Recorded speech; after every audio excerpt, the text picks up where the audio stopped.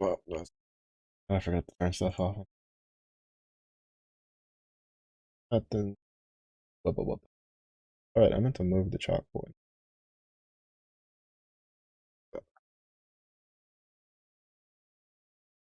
to the left. All right. So I decided to do, I'm just gonna do what I was. I don't know when I'm supposed to do the problem set, but one of the nice things about not having to, not actually being enrolled in the course and being able to partake of the course on my time is I don't have to worry about when I do the problem set. I just know I have to do it. Because since I'm not taking the course, and it seems to cut out any sort of end end thing, right? Like when the instructor's like, "Oh, hey, by the way, do your homework," that kind of thing.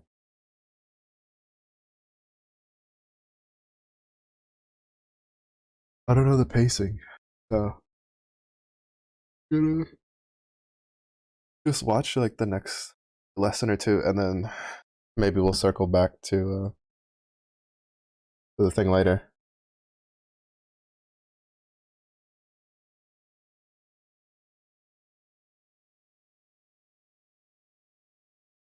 Oh, this angle's weird.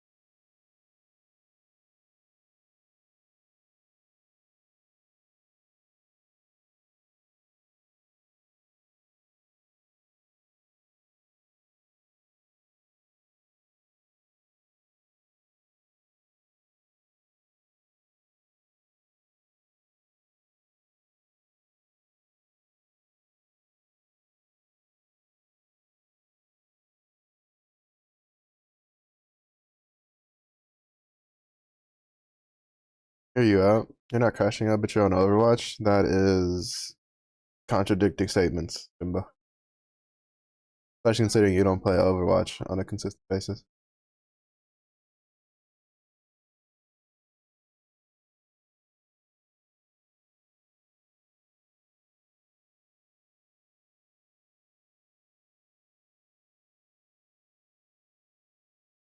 OG Overwatch though? Had to? No, you didn't have to. You didn't have to do nothing. You could have just been meditating in peace and prosperity. But you chose violence. Yeah, I heard they're doing something about 6v6.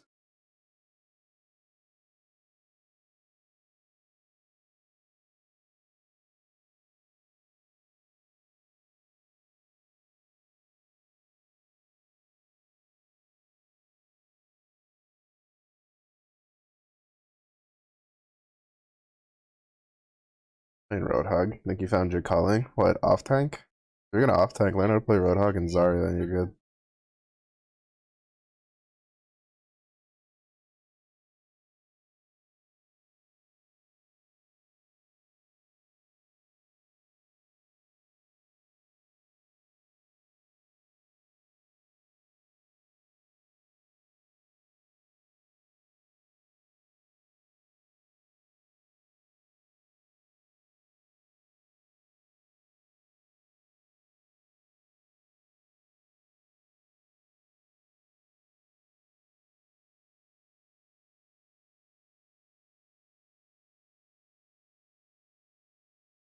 Crash out and dodge. I thought you weren't crashing out. That could be mine. You're gonna need to get your stories and excuses lined up.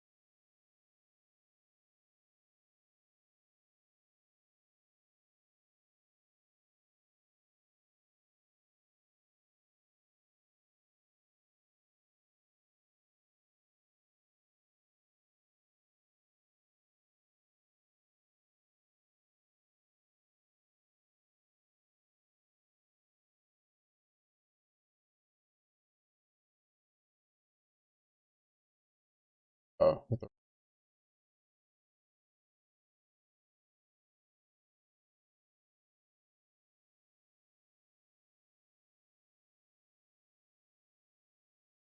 yeah. See, so this is exactly what I felt like was the issue.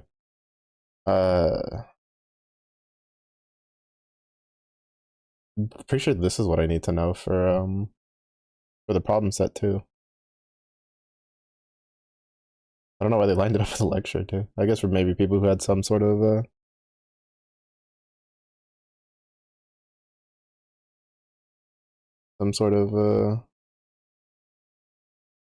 beforehand experience.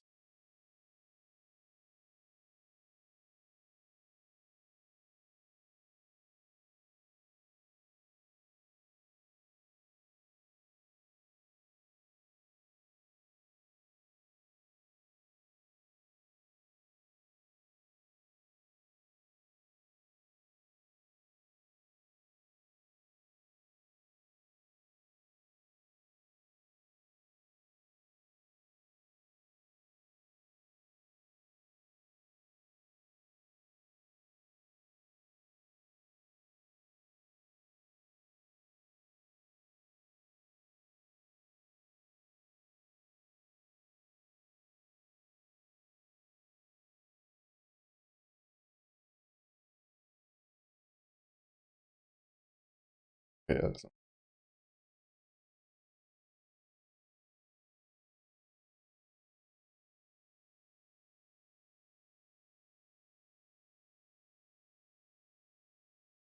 Oh crap.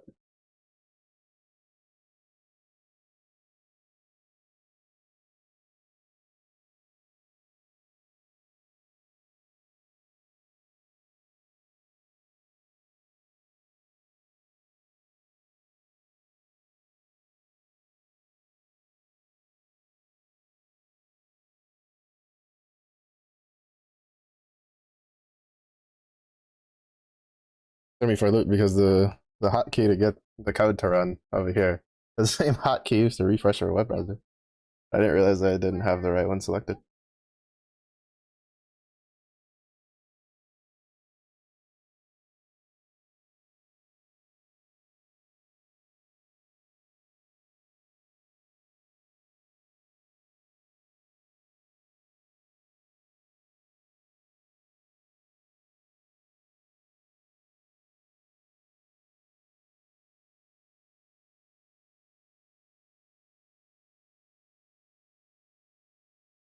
Oh, that's how that works. I was so confused how that worked. Yeah. Oh my god. If I had known this on Friday, fuck. Yeah, I should just watch this. Like I should like read the problem sets and then see if what I know is usable. And if I can't figure out what I know, just watch the next lecture. Because this loop is what we needed for that problem set.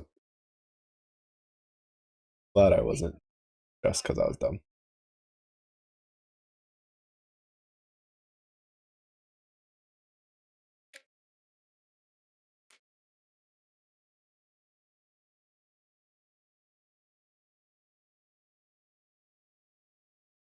That's why I tried over here in the console, right? The n equals 4 and then n equals n minus 1. And I didn't do anything because it's not looping, right? If you put 6, it prints an x. And then it goes to the next one, which is n equals n minus 1, so it makes it 5. Then prints again, then 4, prints again, 3, prints again, so on and so forth.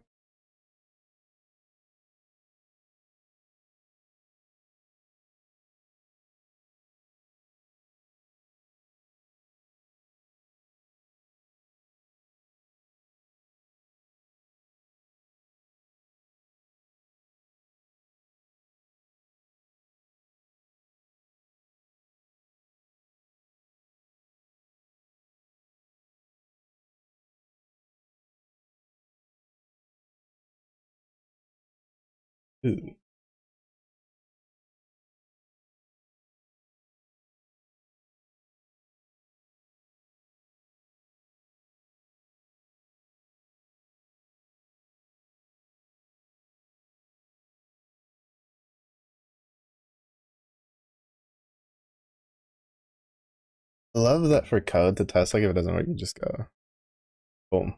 And it's so good. It's such a nice feature.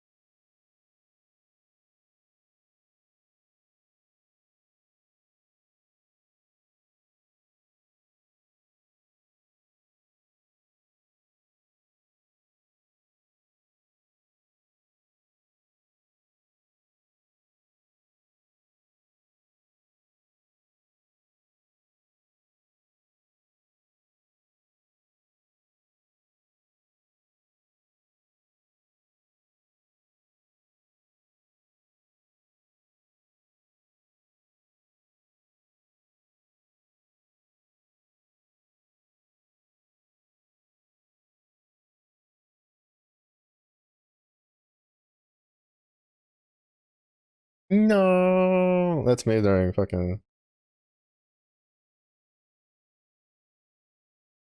maybe. That's me when I'm playing like Apex. I'm getting chased. No, no, no, no, no, no, no, no, no.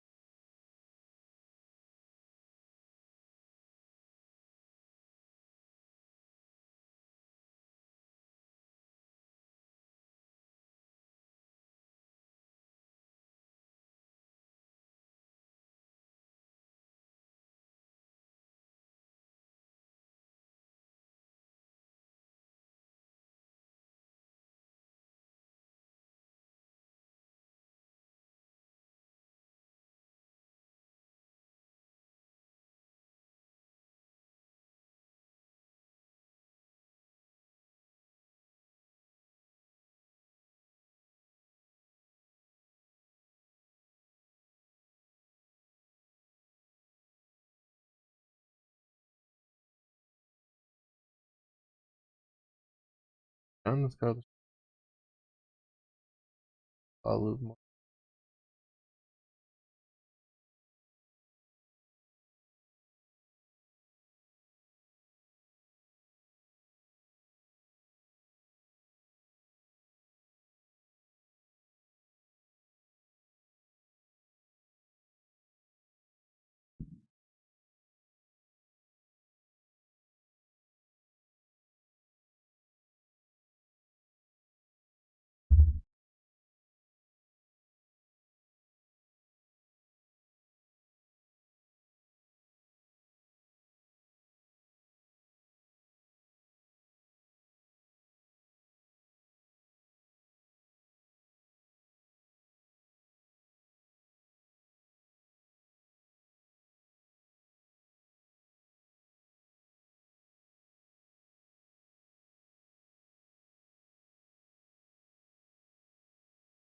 Hmm.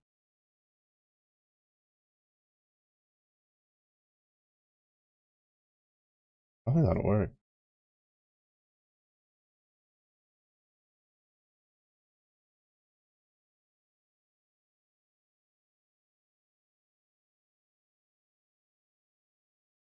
Yeah, 'cause it doesn't have like a default value.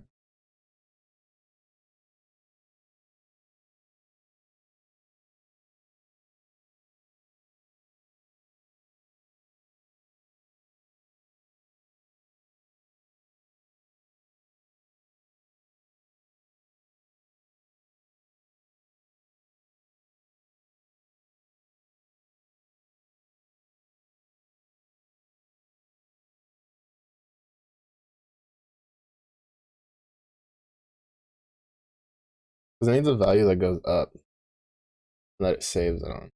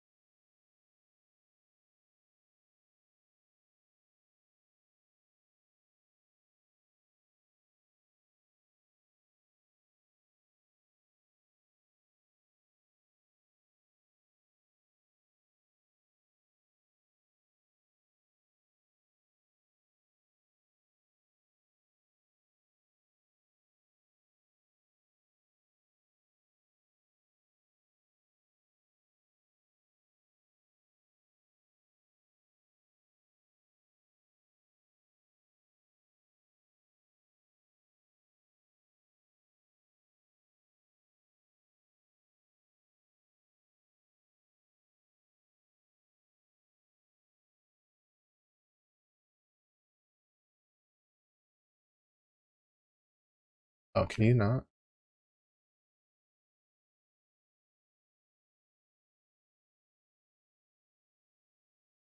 Oh, I guess with that it has to be.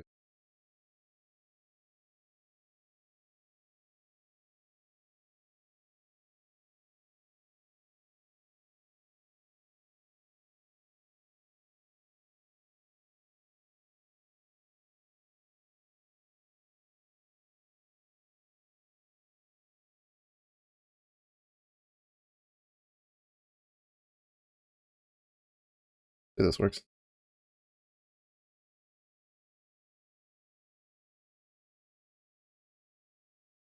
Ah, let's go. Oh, I guess it has to be more than 2 times, so I can just change this to 3.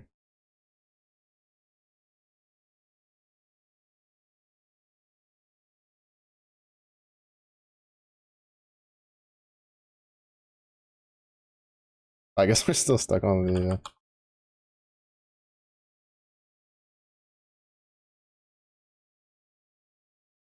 Oh no, but then it's stuck on this.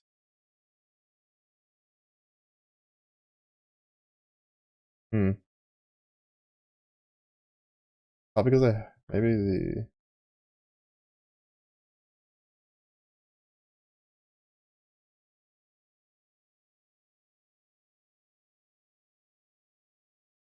Okay, okay, what's the order? Yeah, this had to be underneath.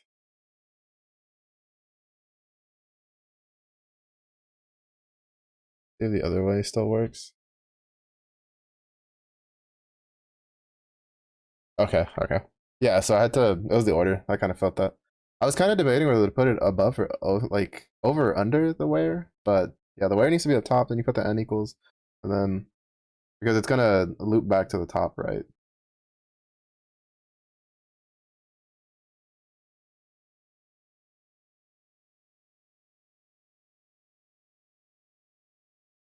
Coding's kind of fun. I don't know why. Like I didn't get into it the first time.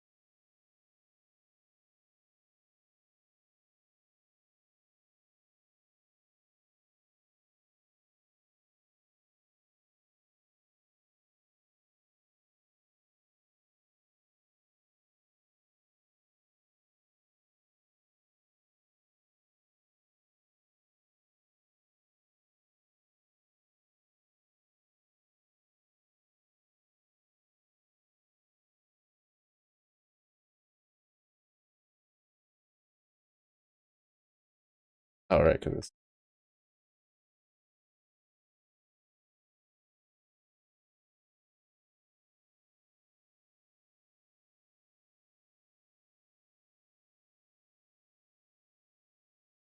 Hmm.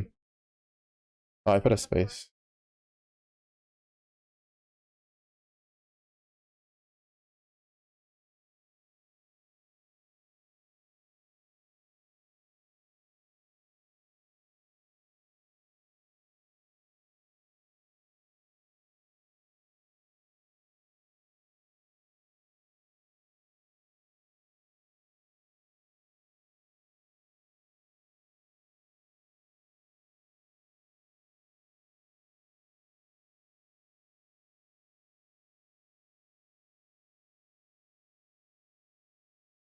Hmm.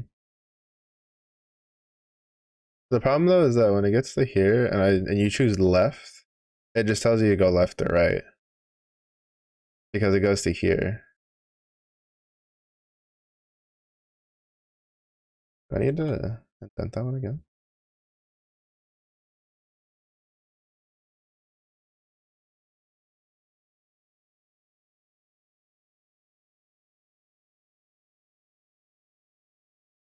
Oh no, right? Like that's not gonna work. Oh,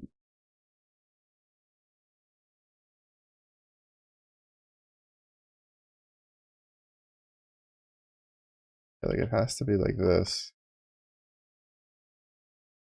We'll see what they say.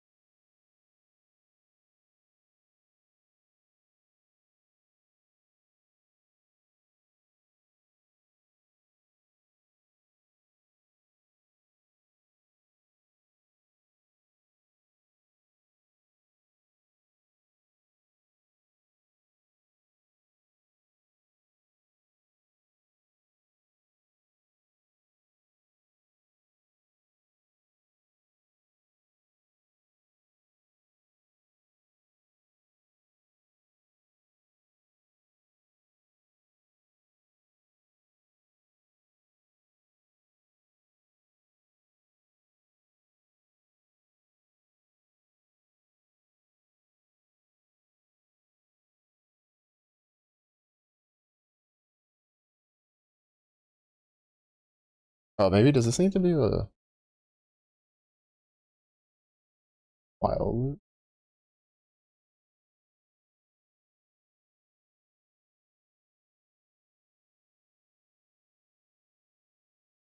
No. Oh, because it doesn't.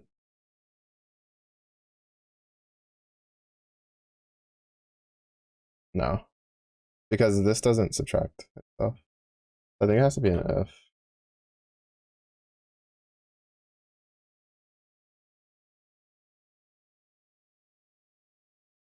No.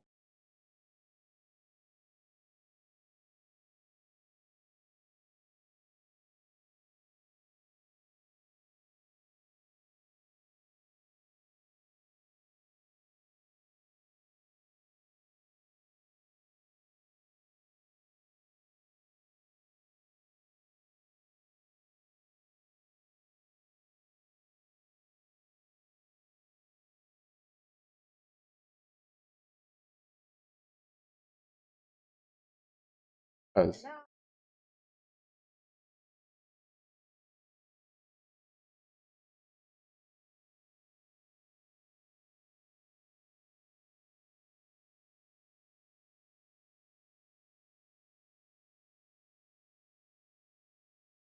I just had to put it to.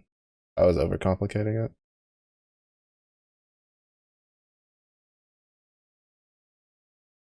That's because I was making it do the wire thing. I didn't need to go that far.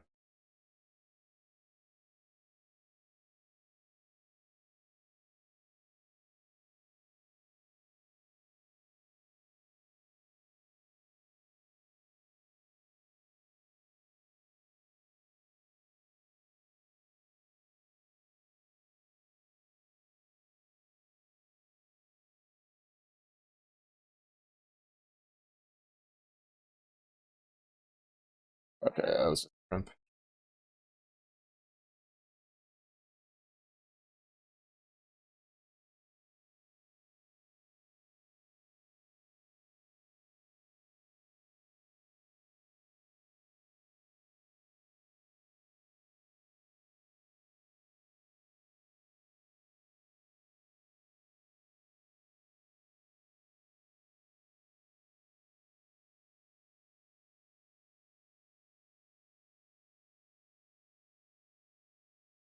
I guess it didn't matter at the top or bottom. I was messing something else up.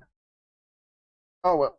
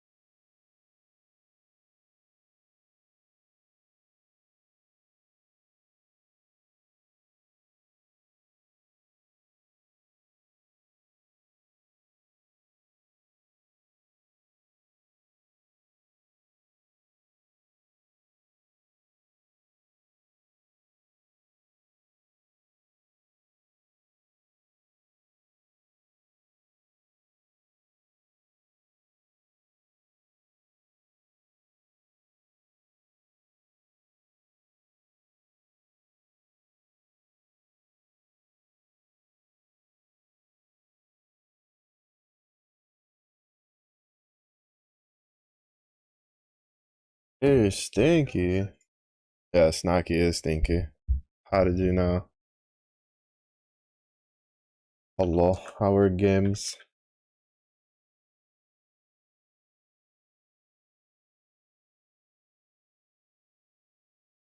Did you win? Get an ace. Games with games? Can't believe that. That's not an answer. You either won or you're in the trash can. That's it. Looking at this is giving you PTSD. Good. Bask in it. Bathe in it. Let the trauma overwhelm you. Yeah, no, I'm watching a MIT lecture on learning Python. So it's mostly just study time. Glove trauma? Let's be honest, you're just like walking trauma. Let's be real. Everywhere Naki walks by, just heartbreaks and tears on the ground from everybody around her. Yeah, no, she knows. She knows.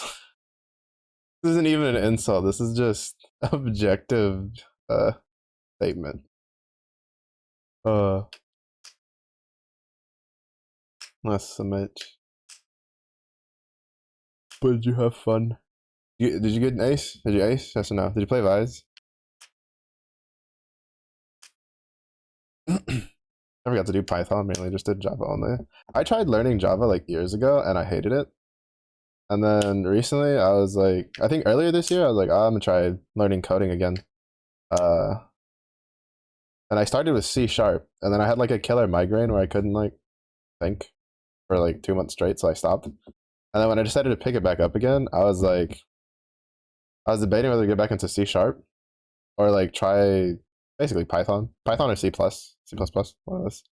And I just decided to do Python because there was like a lot of people recommending. Yeah, she didn't even answer my question. She didn't say yes or no. She aced. I can't fucking believe this. Didn't even say if she played Vise or not. Yeah. To make a 400 line coding for a game in your AP class, and that should start you on so many levels. Pat, it's okay, Rise. It's behind you. Don't worry. Yeah, we're not anywhere near that. I don't know about 400. I do have a problem set later that I'm gonna probably try to do. I don't know if I'll get to it today or get to it tomorrow. I have to. What is it? One of the problem sets for this is calculating how many months it would take for you to save up for your dream home while calculating like annual interest rate, how much you're saving, etc. You aced K by. I can't believe this. She's gonna lose her comp games now. She's too zoomy. But yeah, gonna be the kind of. I'm watching a lecture though, so it's gonna be pretty quiet. But make sure you guys go take a shower after spending so much time with the stinky horse, and then just vibe and do your things. Get some water. I'm gonna be here looking through this. There's probably not gonna be a whole lot of typing on and off. It's mostly just listening to this lecture and learning things.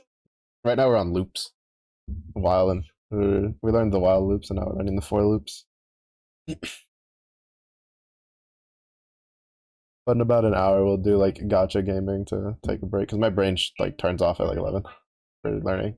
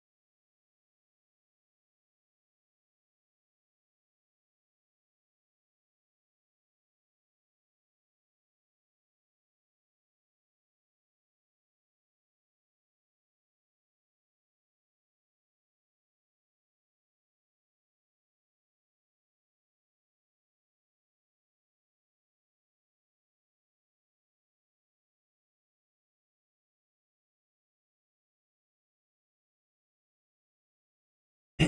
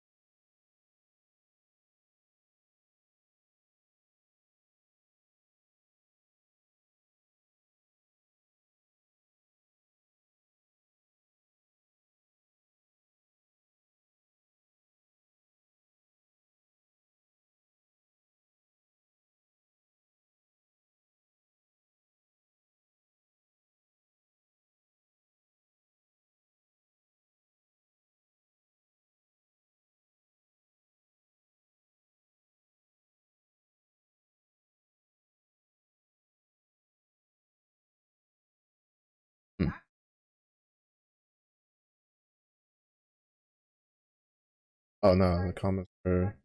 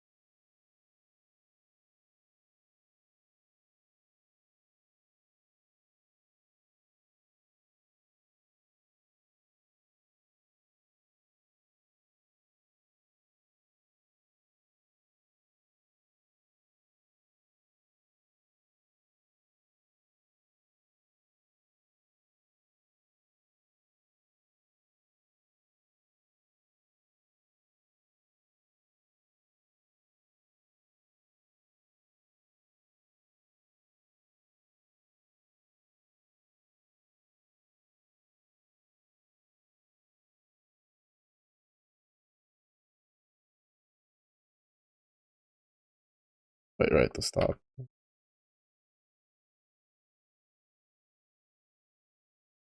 It worked here.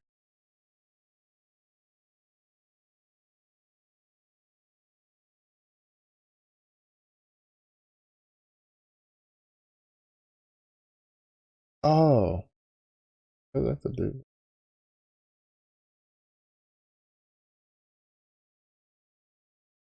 Yeah, it's because I'm being dumb.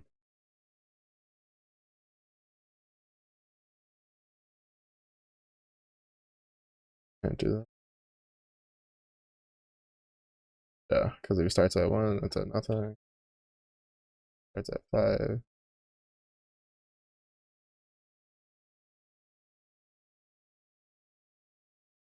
Oops.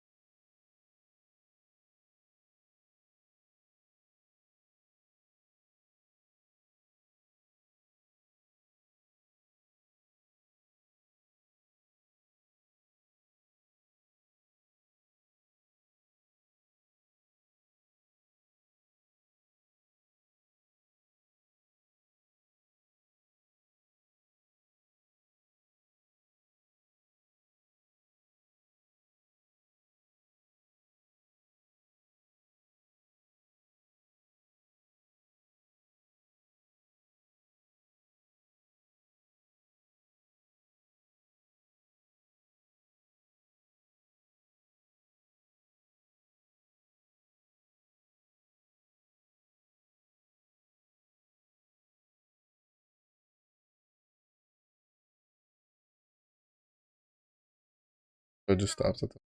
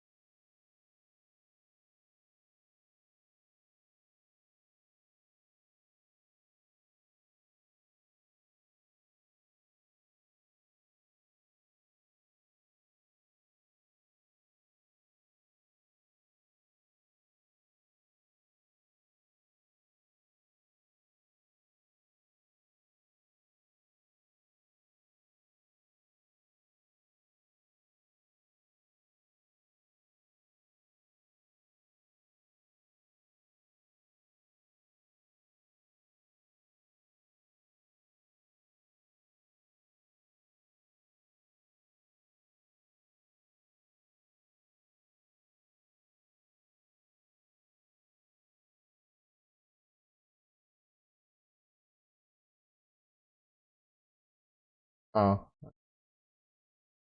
it's it works.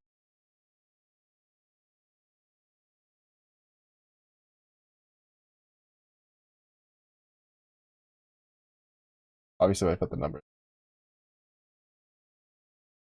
12. Okay. I'm so dumb sometimes.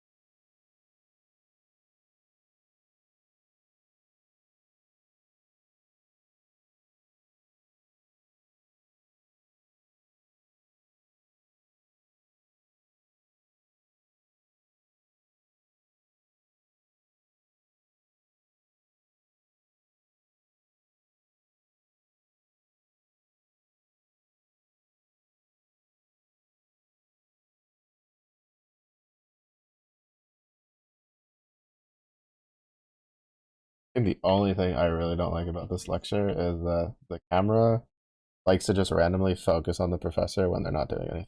Like they're just standing there talking instead of just staying on the slide. Now, part of that gets negated by the fact that you can have the slides yourself open, but I do not have enough monitor real estate to be doing that.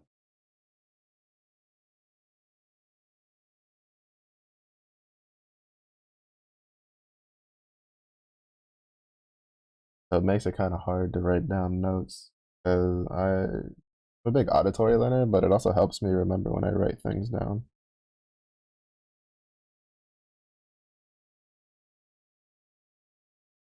Not to mention, like, there's a lot of like stuff in between the slides that I don't exactly need to be searching for whenever I'm trying to remember certain things.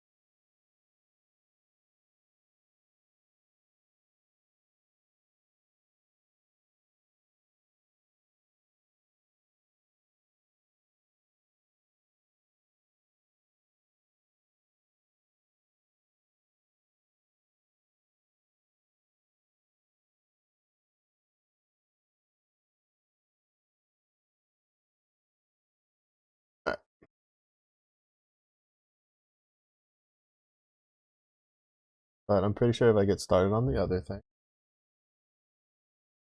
it'll take longer than the 40 minutes. So we're gonna just work on some of the side exercises they have.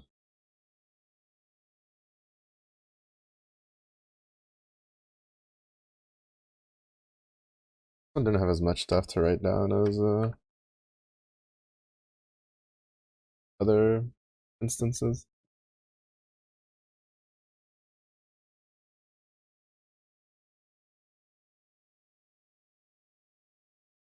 Right, assume you're given positive integer variable named m, write a piece of that prints the hello world on separate lines. You can use this either while loop or a for loop.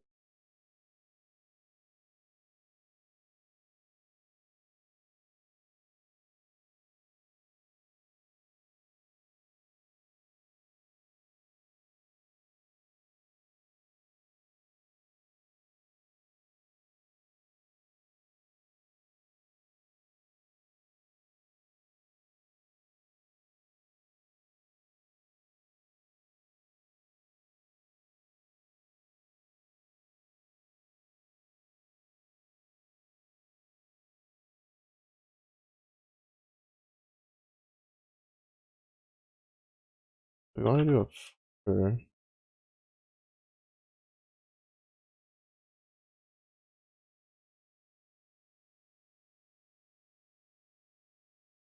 My brain's already blanking on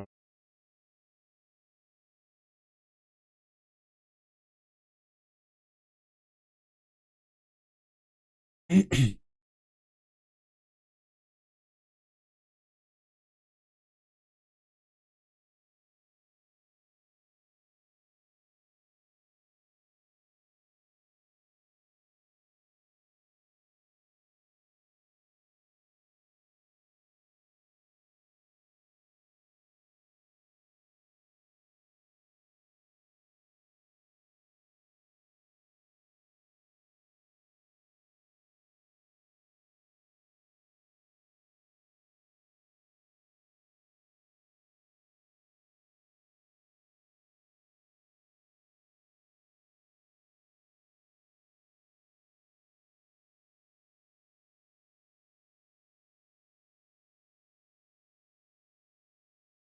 Okay, good work.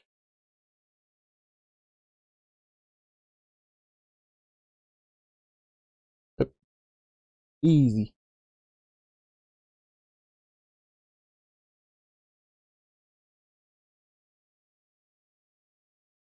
Let's see. I don't think.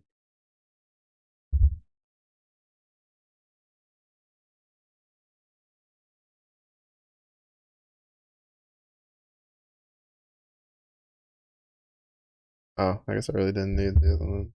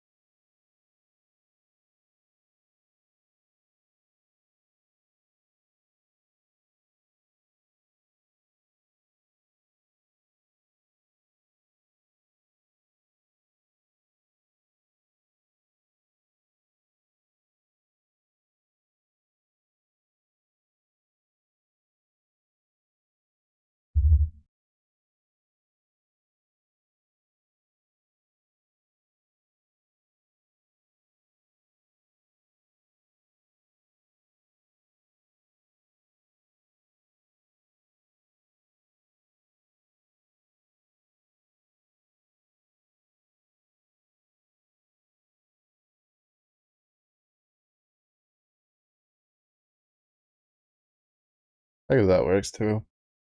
Build different things.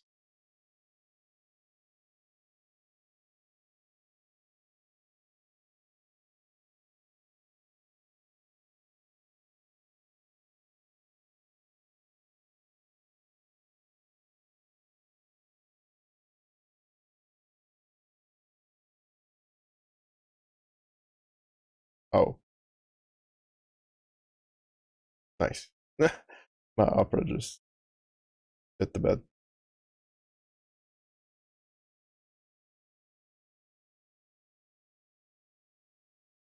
My browser literally just completely refreshed itself. Well, not even refreshed itself. It crashed. Reopened. Fun times. At least it was just the browser and not OBS.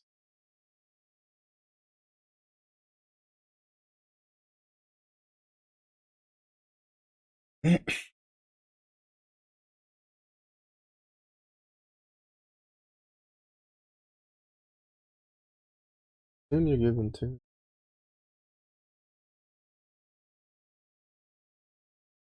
Both possibly one. Yeah.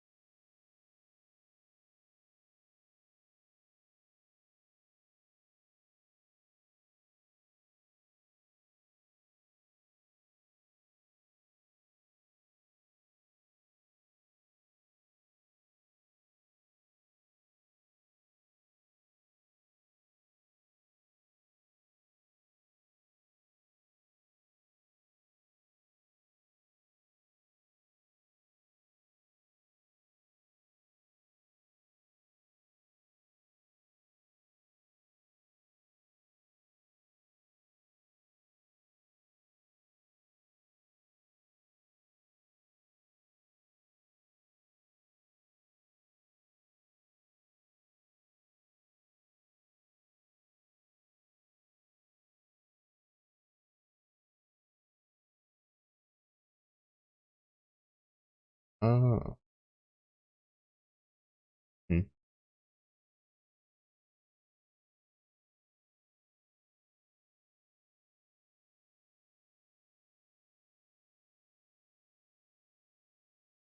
I guess it has. They both have to be positive.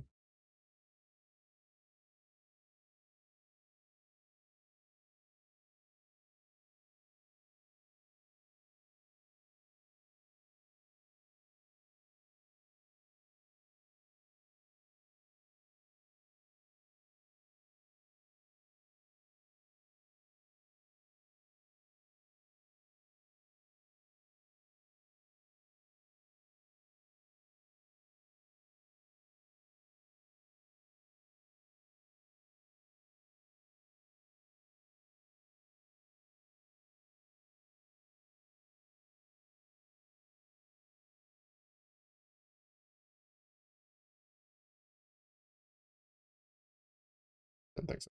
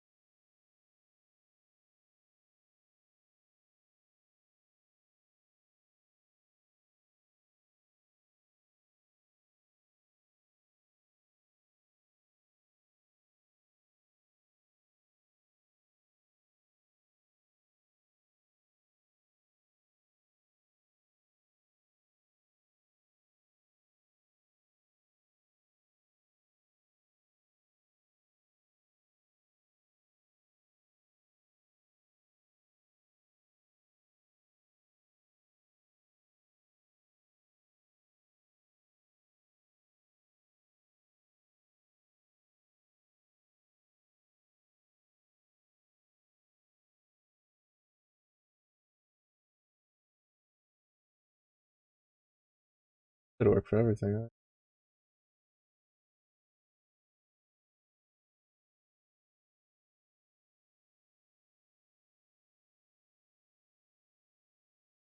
Nice.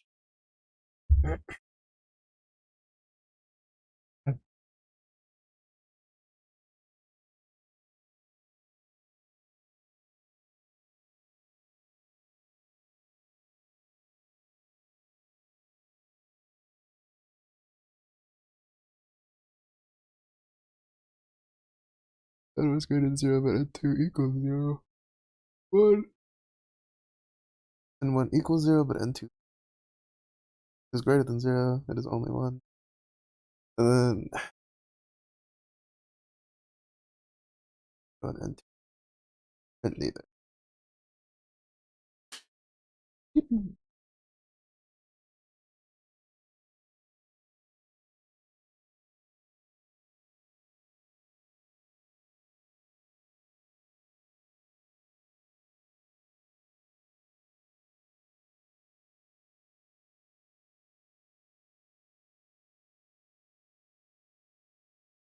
Oh, wow. I was starting on problem one, and then I started reading problem two, which is this one. I was like, wait, why could I do negative before? It's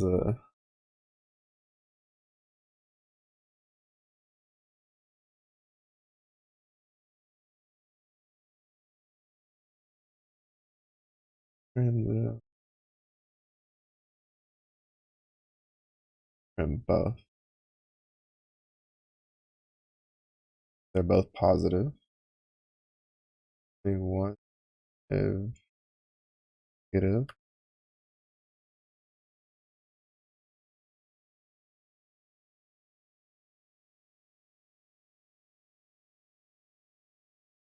And this one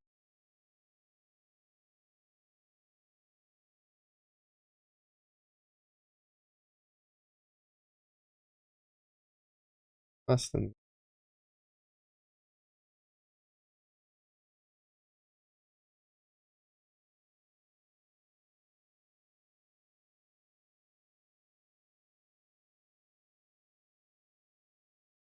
Should run about the same, right? Both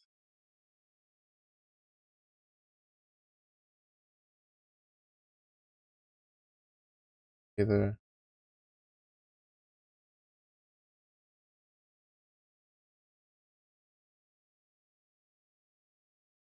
given two.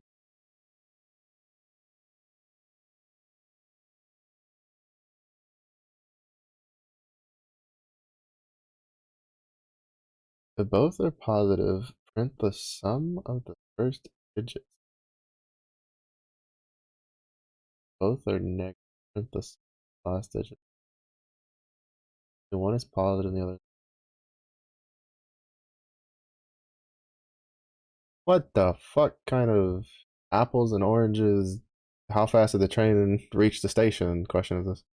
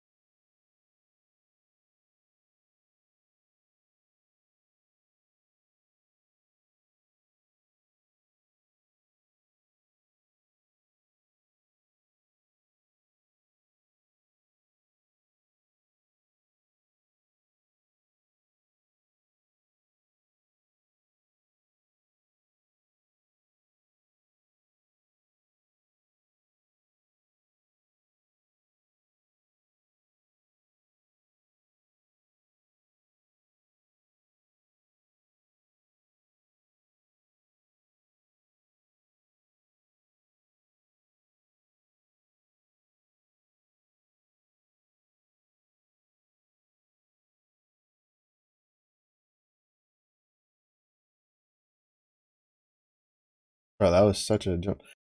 Problem 1 and 2 for branching literally was just swapping some of the, like, flipping, like changing from equals to greater than or less than 0 and stuff like that. And then you just hit like problem 3, which is like, if both are positive, print the sum of the first digits, and if both are negative, print the sum of the last digits. If one is positive, one is negative, print the division of the last digit by the first digit of the positive number. Like, what?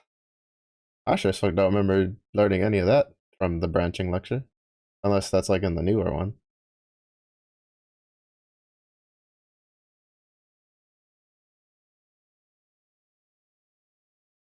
I don't think slicing helps for that either.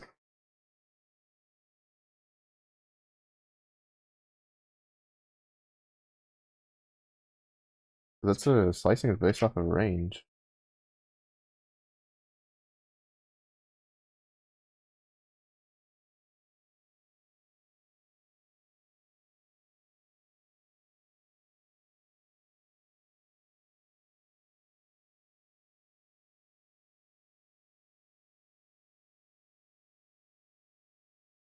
Yeah, slice a string, not a number.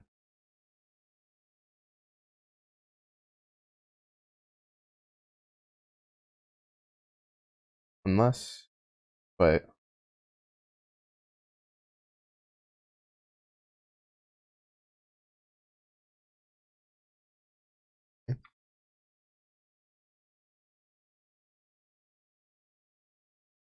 well, no, because the length and is different. That's gonna show.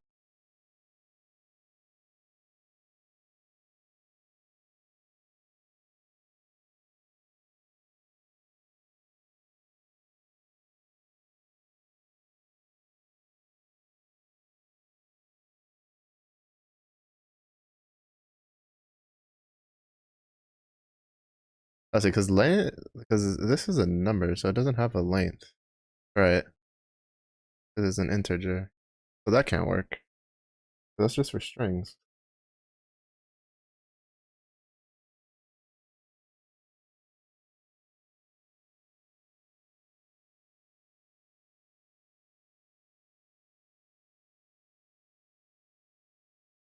And this one for sure is supposed to be matched up because it specifies like branching and looping and stuff like that.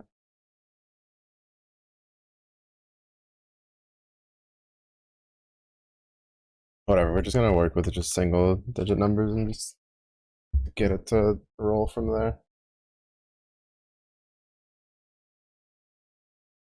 Placeholders.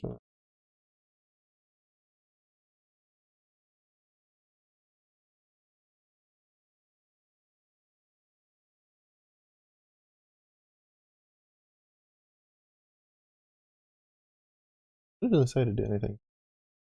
Zero.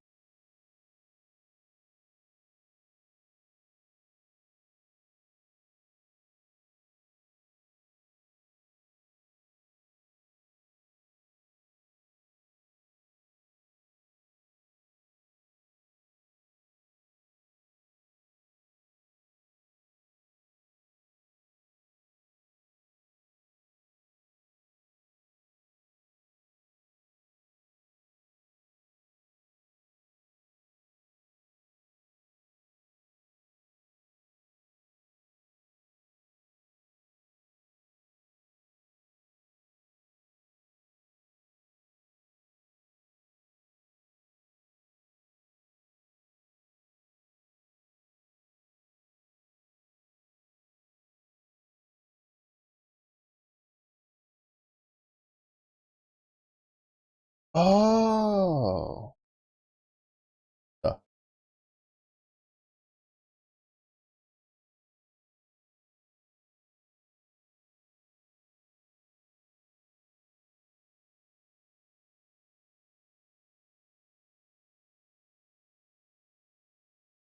really?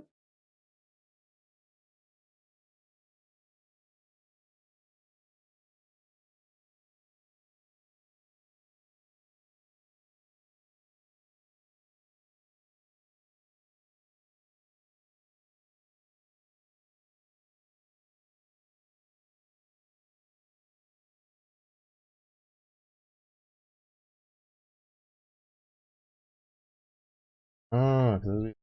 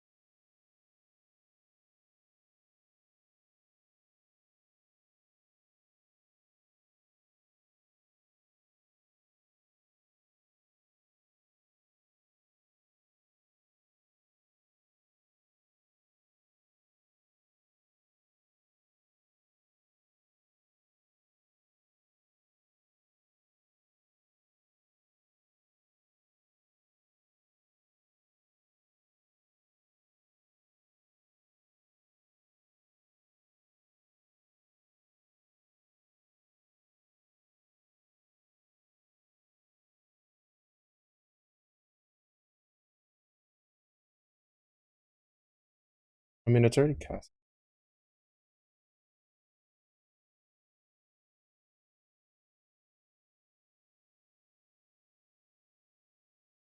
I don't get how it wants me to solve it. I'm given two. Both are positive. Parenthesis on the first digit. Both are parenthesis on the last digit. Only one is positive and the other is not. By the last digit by the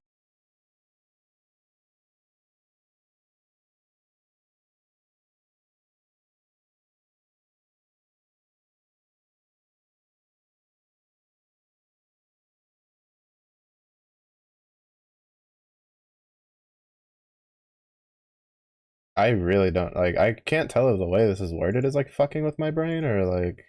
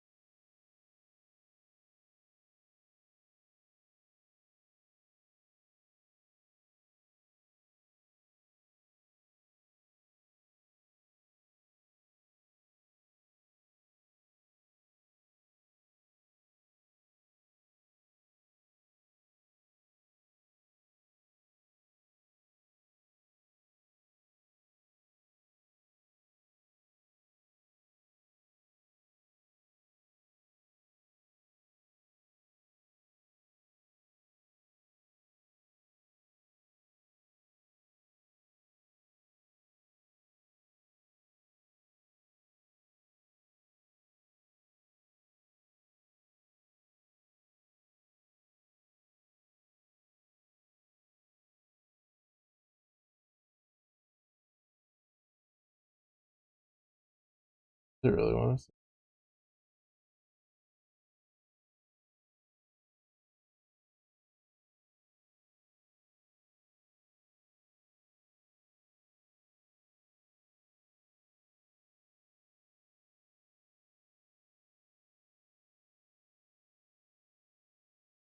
Yeah, this is like more complicated than what it wants, but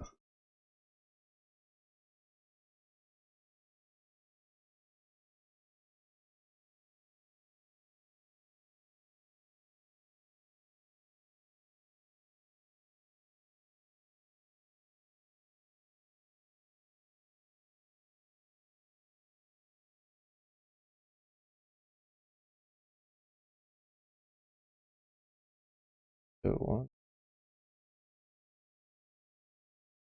Does this even work?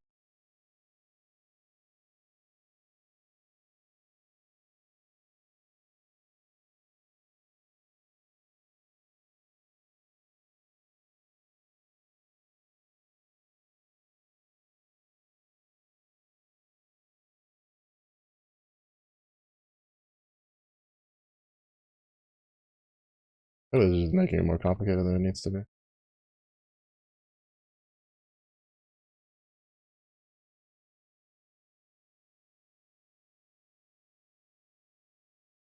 All right, I mean that works.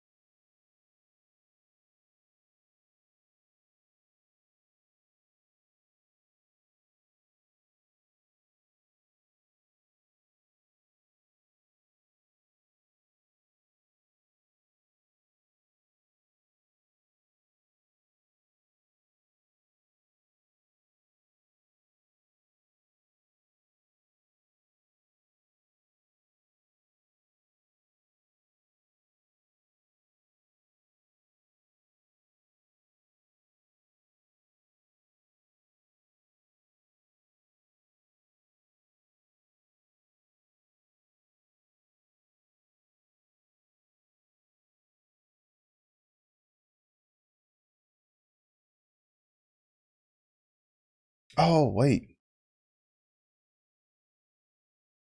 Yeah, that does work like. Well, I don't know, but it ignore the.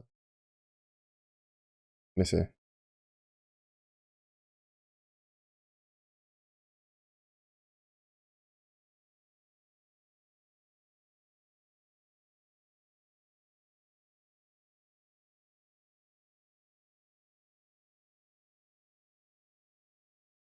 Oh, so yeah, that just hits the minus. That's not gonna work.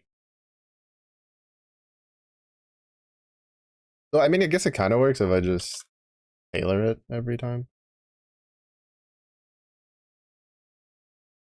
Does this jump over the negative number or the negative indicator? I feel like this is more complicated than it needs to be, but question sounds more complicated. But you know what? Whatever. Tit for tat.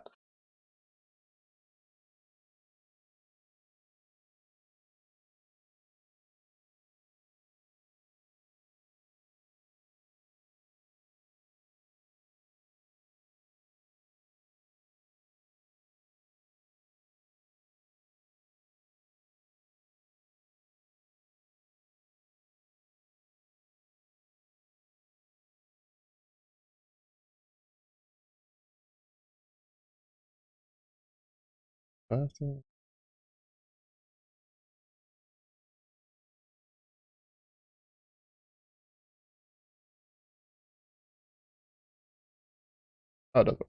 Nice. Yeah, student. Yes and no. I'm kind of. It's more self-learning. Before I decide if I want to take like an actual course on it.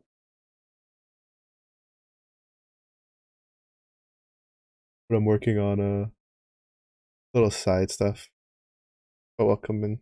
You feel me? Thank you. How am I finding it? It's fun. It's a little like I don't mind coding because like I like computers. I have an associate's degree in like computer maintenance, so it's more like hardware focused. But unfortunately, that hasn't been. That's a bit of a hard field to get into nowadays. From what I've learned, if you don't want to do like help desk shenanigans, which I'm not very good at that. So coding kind of like scratches that itch. So it's not bad. It's just that for the most part, like it's been hard to find something that doesn't feel like it just like tosses you into the deep end without floaties out of nowhere. A little bit. Which to be fair, like that's I guess that's part of the fun, but I like it. I like it. It's not too bad. I tried it a long time ago to learn coding back when I was like a senior in high school. It was a while ago, considering I graduated high school well over a decade ago. But I don't know why I couldn't wrap my head around it back then because I liked computer stuff. I worked with computers my whole life. But that's not bad. We're learning Python, which is nice. It's kind of interesting to see because I started earlier in the year learning C sharp, and I got hit with like a really bad migraine, so I found it really hard to like think of anything for a while because the weather in the area we're in kind of like kills me. But it's kind of interesting to like from some of the stuff I recollect vaguely, seeing the differences between the two. So it's nice. I started in defense. Key is just to be consistent. Yeah. It's just it was like it was pretty funny because it's like so I'm using like the MIT open courseware stuff, which I feel like pretty common, most people know about. And it was like the second lecture had a set of problem sets that I tried to figure out on Friday night, and I was like, all right, cool. I finished the second lecture on Thursday, Friday night. Let me do the problem sets that was in it. Yeah, those problem sets were not ready. Were not lined up with it, so that threw me off. So I wasted like 2 hours trying to figure that out. And then I watched today's lecture, and I was like, okay, cool. That's literally what I needed. And then now I'm working through like some of the extra stuff they have on another website, and I got hit with a bit of a curveball with the third branching problem because the first two were like extremely easy, and then the third one's like the first digit of the first number and the first digit of the second number, and then like and I was like, wait, shit, how do I do that again? I had to like Google it. I had to whip out the Google foo, which nice, like just to figure out how to just to remind myself because like since it's been a couple of days since I watched the branching slicing one. It was a little bit. So if you want to build the fields you can go into, not that specific yet, right? Because like I didn't. I still well getting into it, I didn't know like if I could my brain could like wrap itself around right.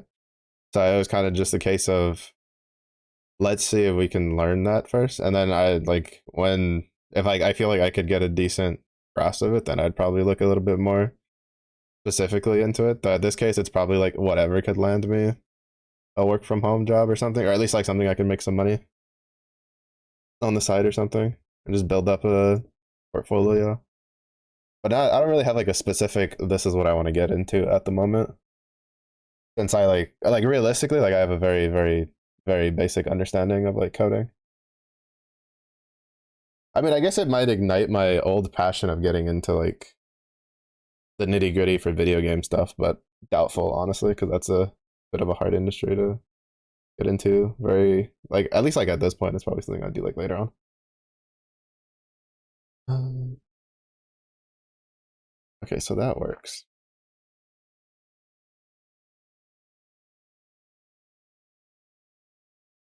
The next,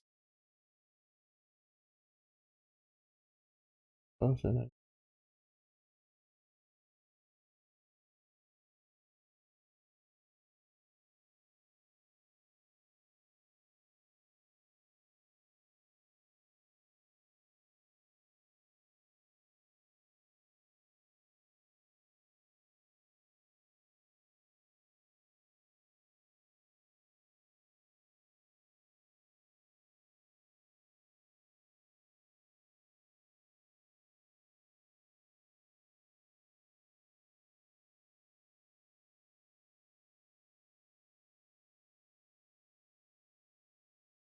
Nested loops. Yeah, I think the lecture I just finished, like this is kind of like the branching exercise, but the one I just finished was we were just learning about with and for loops or while and for loops, which will be the next like set of practice problems.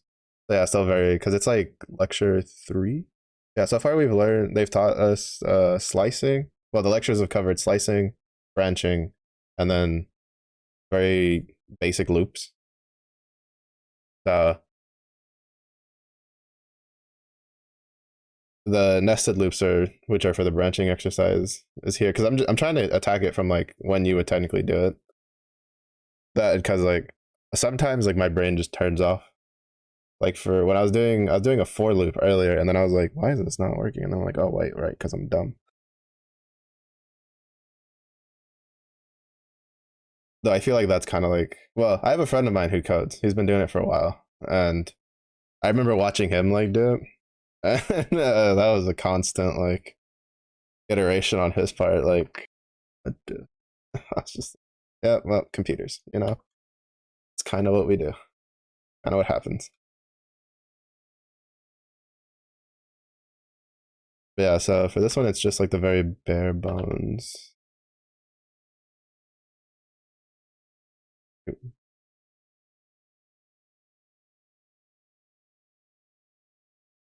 But, all right, because I didn't make it negative. This one needs to be.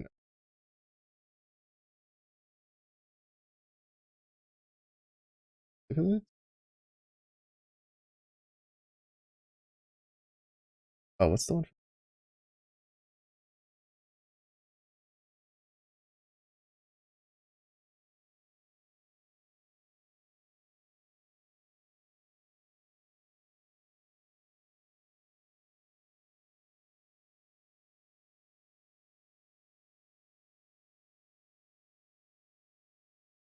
Oh, oh,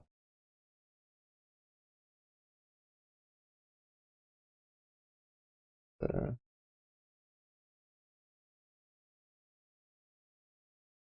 yeah, okay. Stream to Discord or something. My friends have no idea what's going on, so ask me to stream it. Some people really don't get it. Yeah, I feel like yeah, because I haven't been able to visit him in a long time, but it was really funny to watch like over his shoulder with all the like the loop stuff. Because I think let's see, by the time I first time I was able to like visit him while he was working on his coding stuff, it was like pretty far along because he didn't like major in it like in university.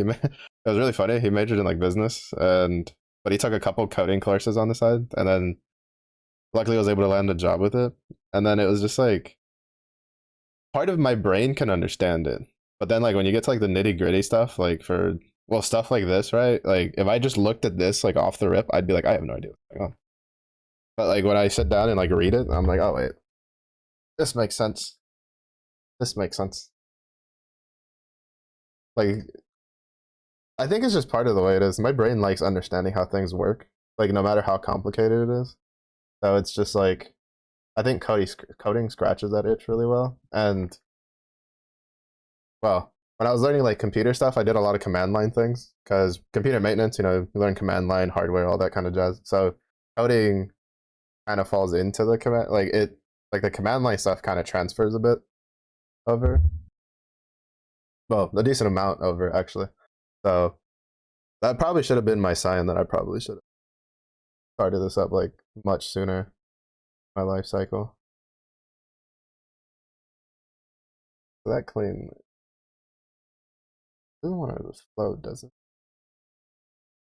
What doesn't specify?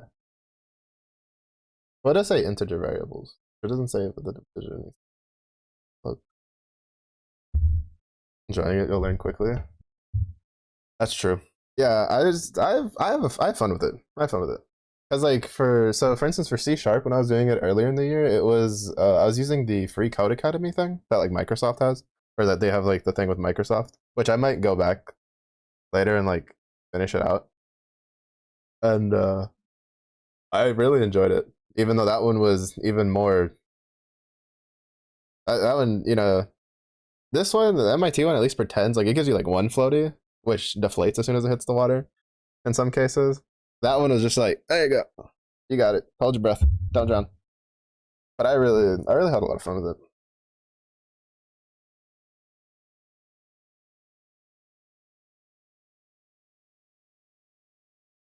Yeah, that's actually something I thought about doing. That's like one of the things that I might like look into their courses. So I know a lot of what is it? I play a lot of Path of Exile, and on the side every once in a while when there's a new league.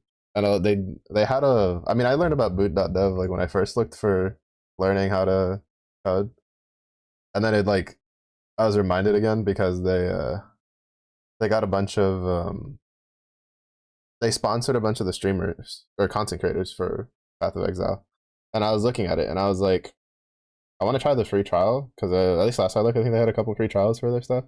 But I was like, before I do that, I think I want to like marginally understand what's going on so I don't waste time in the free trial, and then maybe like get one of the courses or something, see how that goes because that did interest me was the boot.dev.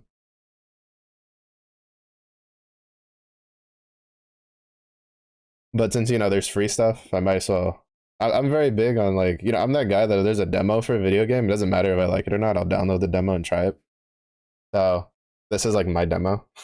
If I like this and get through this course and like it, then I think I'll probably like look at boot.dev and then try to grab a couple of things. Because I've definitely seen a bit about it. I've seen some of the reviews. I will say, right, last time I looked, which was like probably earlier in the year, some people liked it, some people didn't like it. But I don't know. I thought it was really cool, and I heard some pretty decent things about it. So at the very least, I'll definitely give it the free trial look and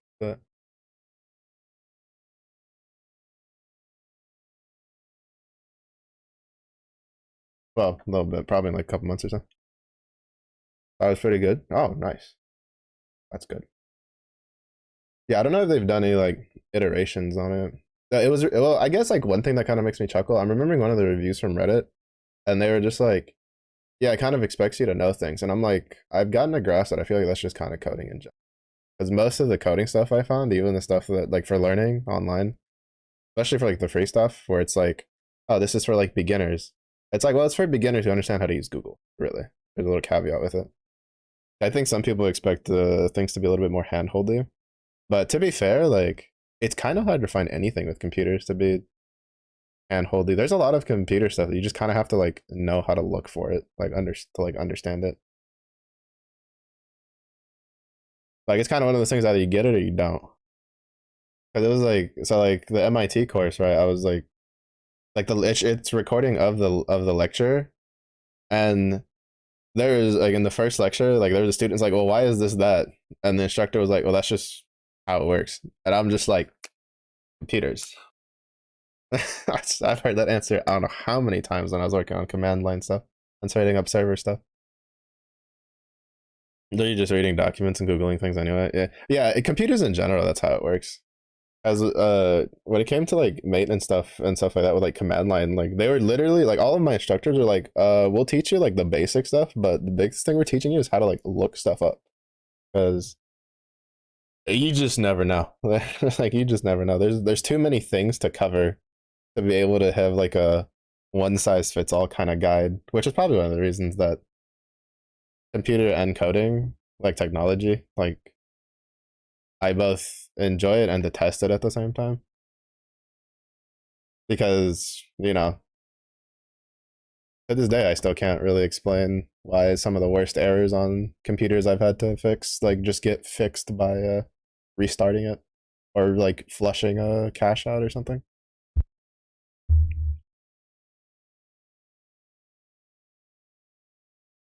Yeah, I think that's it for because there's no doesn't want anything for zero. If greater than zero, less than zero.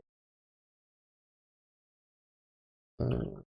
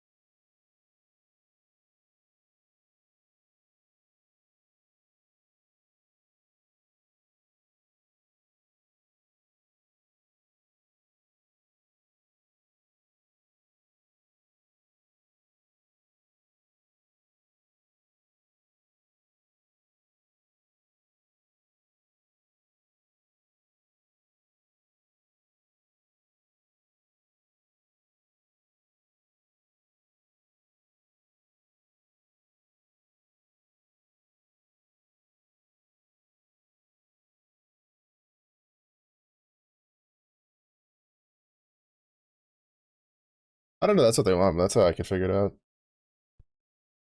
Go unplug it, bro. Oh my god. Oh, for real. Like it's so infuriating sometimes. It's 5 a.m. You have your final year. Oh my goodness, yes. Go get some sleep. Hopefully your proposal presentation goes well. Thanks for stopping by. I appreciate it. Good timing too, because ads are about to start. You get to swerve those. Oh, thank you for the follow. I appreciate it. Yeah, I don't know. This is what I want.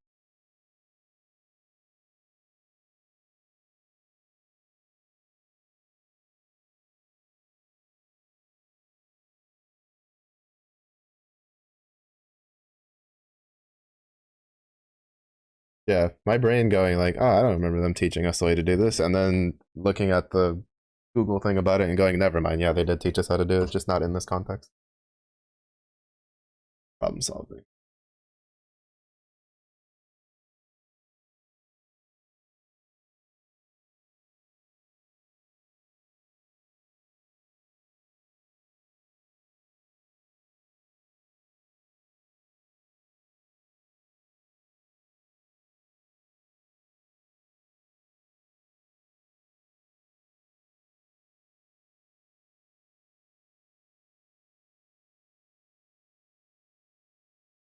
Technically, this should work.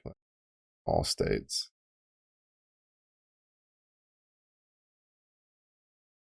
1, 4.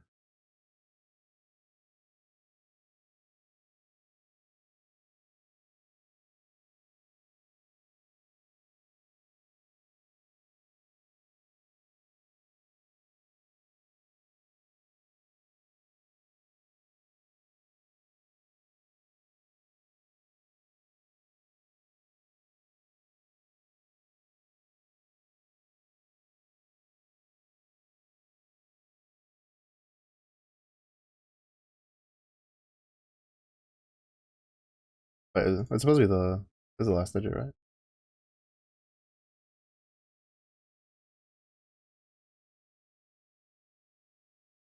Yeah. Nice. I don't know if that's what they want, but that's what they're gonna get for sure. Uh. Now the question is, do I stop here and swap to do my gotcha stuff, or do I work through the looping problems?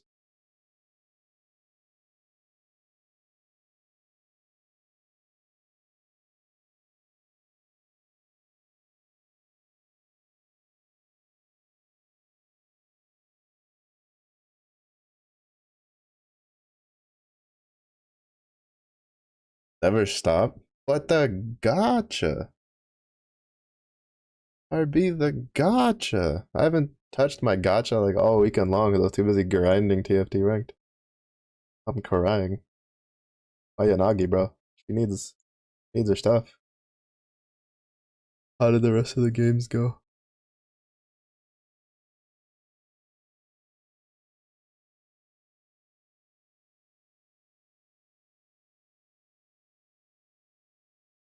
Considering I just saw that this has loops 1 through 6, I guess probably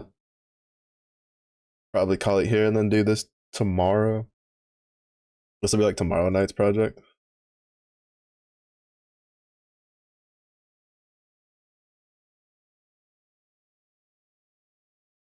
This is the next Christian loops. Oh yeah, no, this is definitely have to be. Yeah, no. This will have to be tomorrow anyway, because I'm pretty sure I need the 4th lecture to cover all of it. Maybe even more. I have to watch it all the way 4 and 5 before I can do that.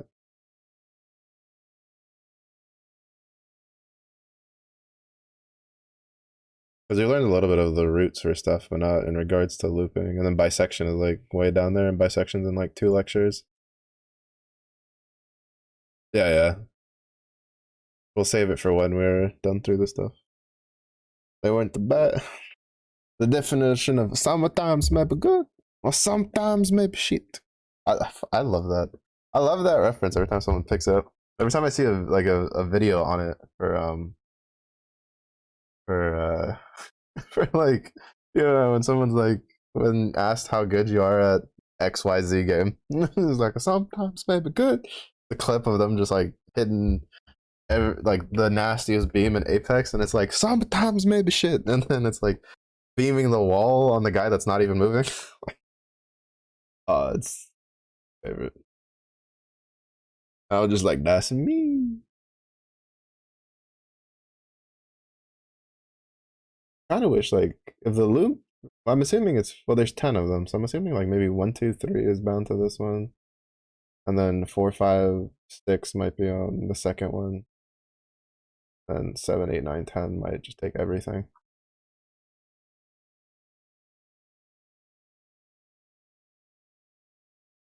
A Python? Yes, I am a burgeoning Python learner. Even though I was debating whether to take my gotcha game break that I do at the end. Well, welcome. How was your week starting off? I guess we can try the first loop. If I remember how to do the most basic stuff.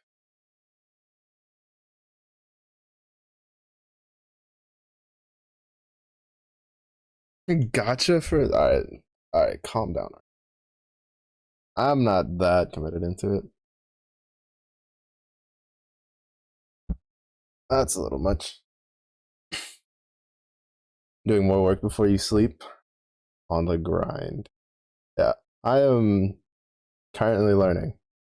Just started. I think this is like, I'm not gonna count Friday because Friday was shenanigans, but this is probably like the third, fourth day learning Python. I'm using the MIT like open courseware thing they have, so that's been pretty nice. I have something that I can like try out. Be like, can my brain understand these things? And to be honest, like I kind of already knew the answer to that, but computer science experience before? Not extensively, I would say. I've worked with command line a decent amount. I have an associate's degree in like computer maintenance, which is a bit more hardware focused, but I had to learn generally, messing around with command line, and I've set up a server, Linux server before a while back, but that doesn't really translate too much to this. So it's not like completely foreign to me, but can't really say I've like delved too deeply into it. There's not a lot of stuff that like transfers from command line, like at least like at the level that I was at. But it's similar enough for how it works that my brain kind of like understands what's going on.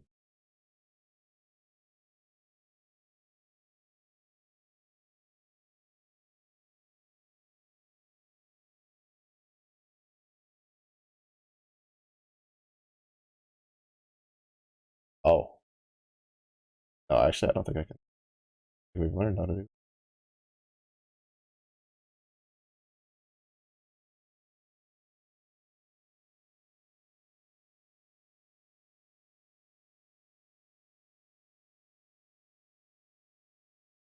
I can try it though. Oh wait, no, we did. Uh,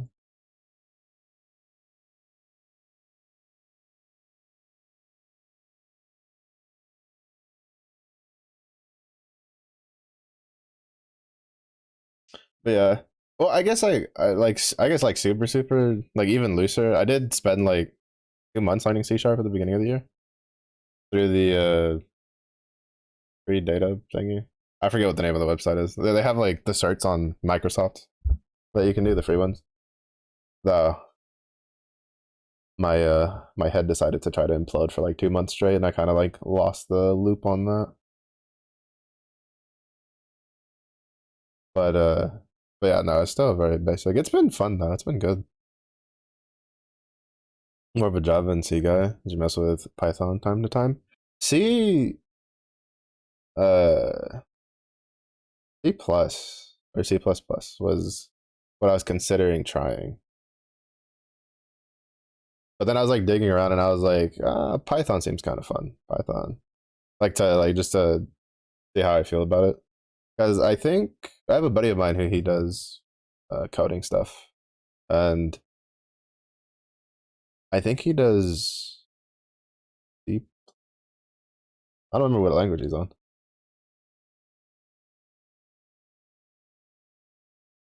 but I'm pretty sure it's one of the. It's the C.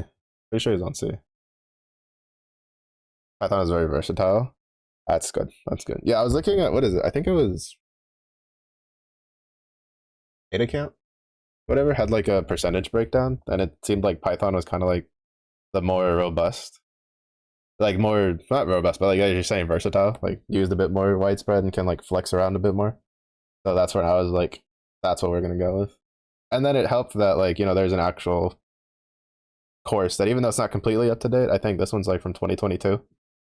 So there's like what? Well, I mean it's only like 2 to 3 years, but there can be decent jumps.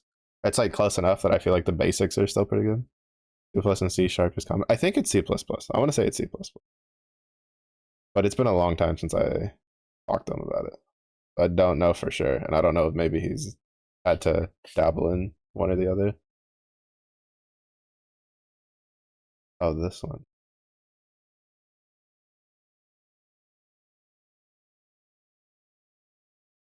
Okay, wants us to.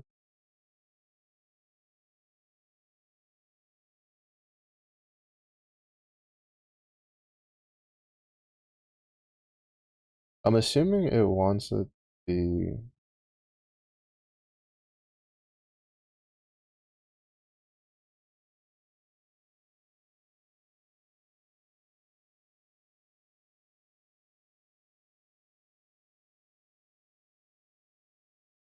We'll do like 9,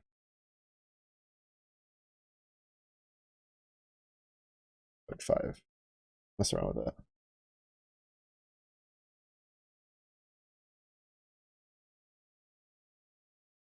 Oh, never mind. Well, that's like,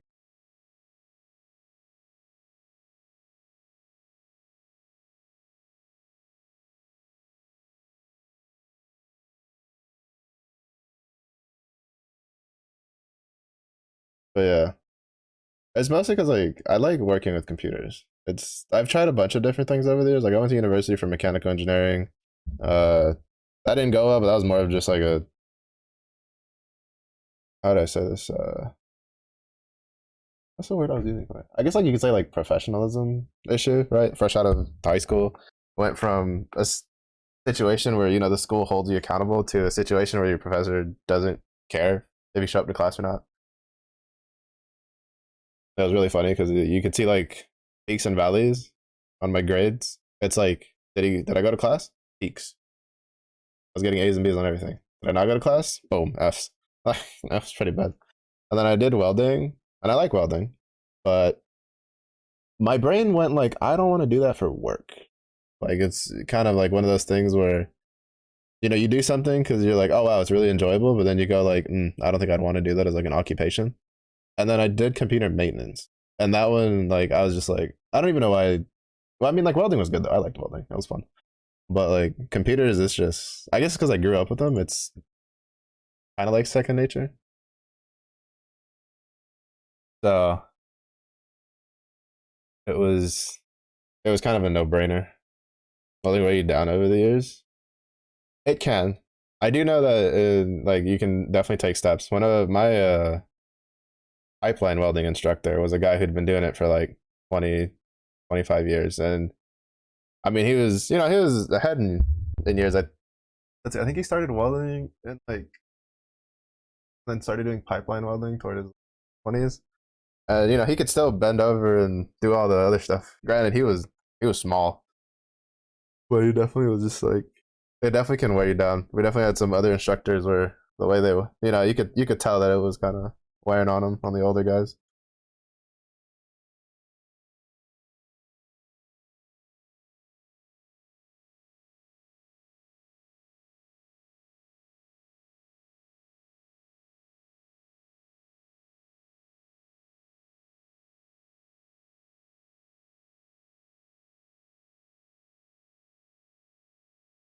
I need an Oh no, I guess I just work. Uh,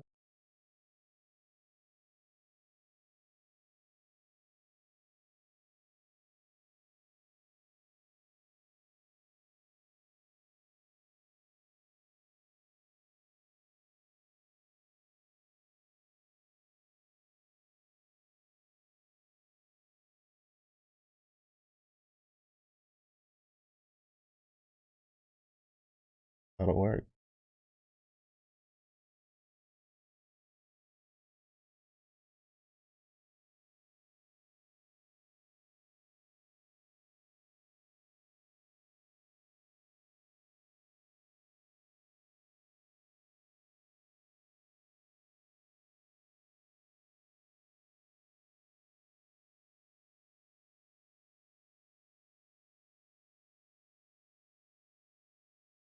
Oh, I guess. Hmm.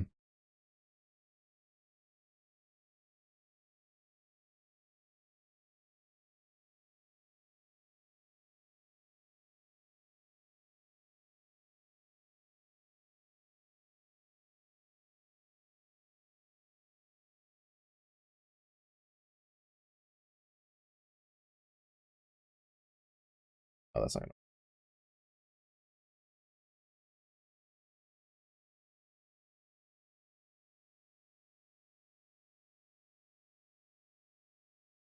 It will exhaust you mentally though. Gotta stay active and healthy.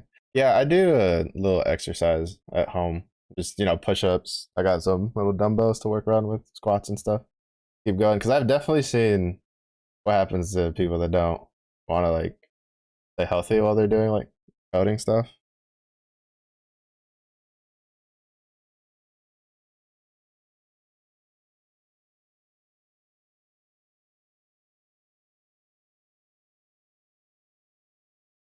That's not gonna fix.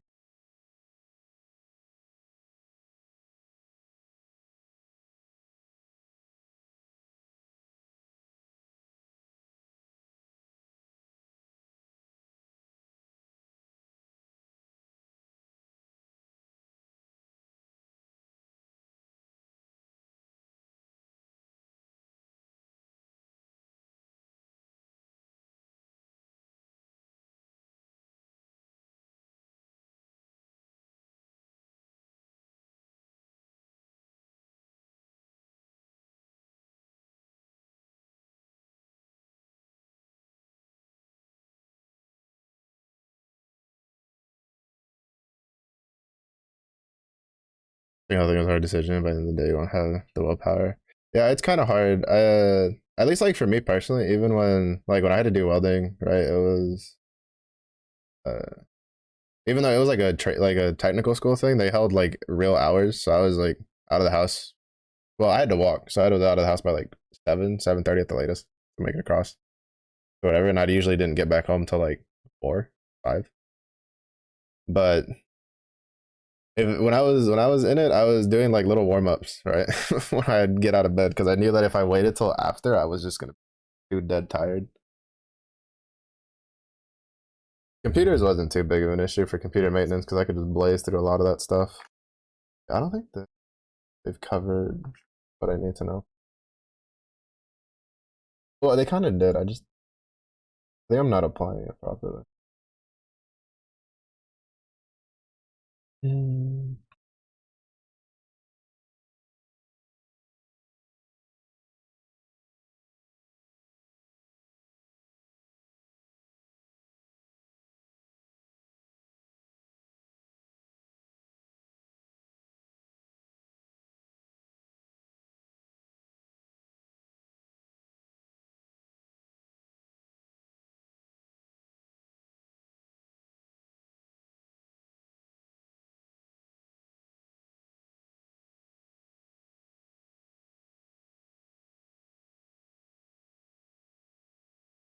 Maybe I should do greater than.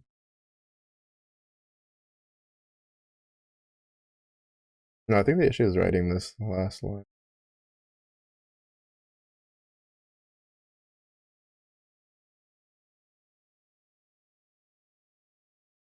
But yeah, because I mean, like I've been unemployed for a while, and and it's just like, because like part of it's also just mental, like condition.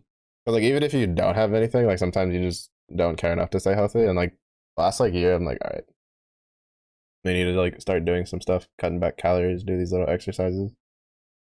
Because hopefully, if I build the habits now, when I don't have as much luxury of time, I can, when you build habits, they tend to stick with you for a bit, and you're trying to learn how to like squeeze them in.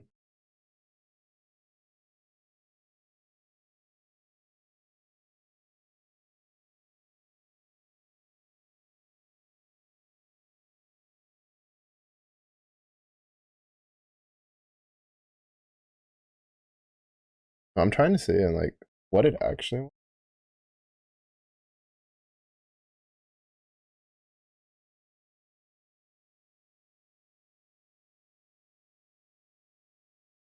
All right, I'm just gonna use the example.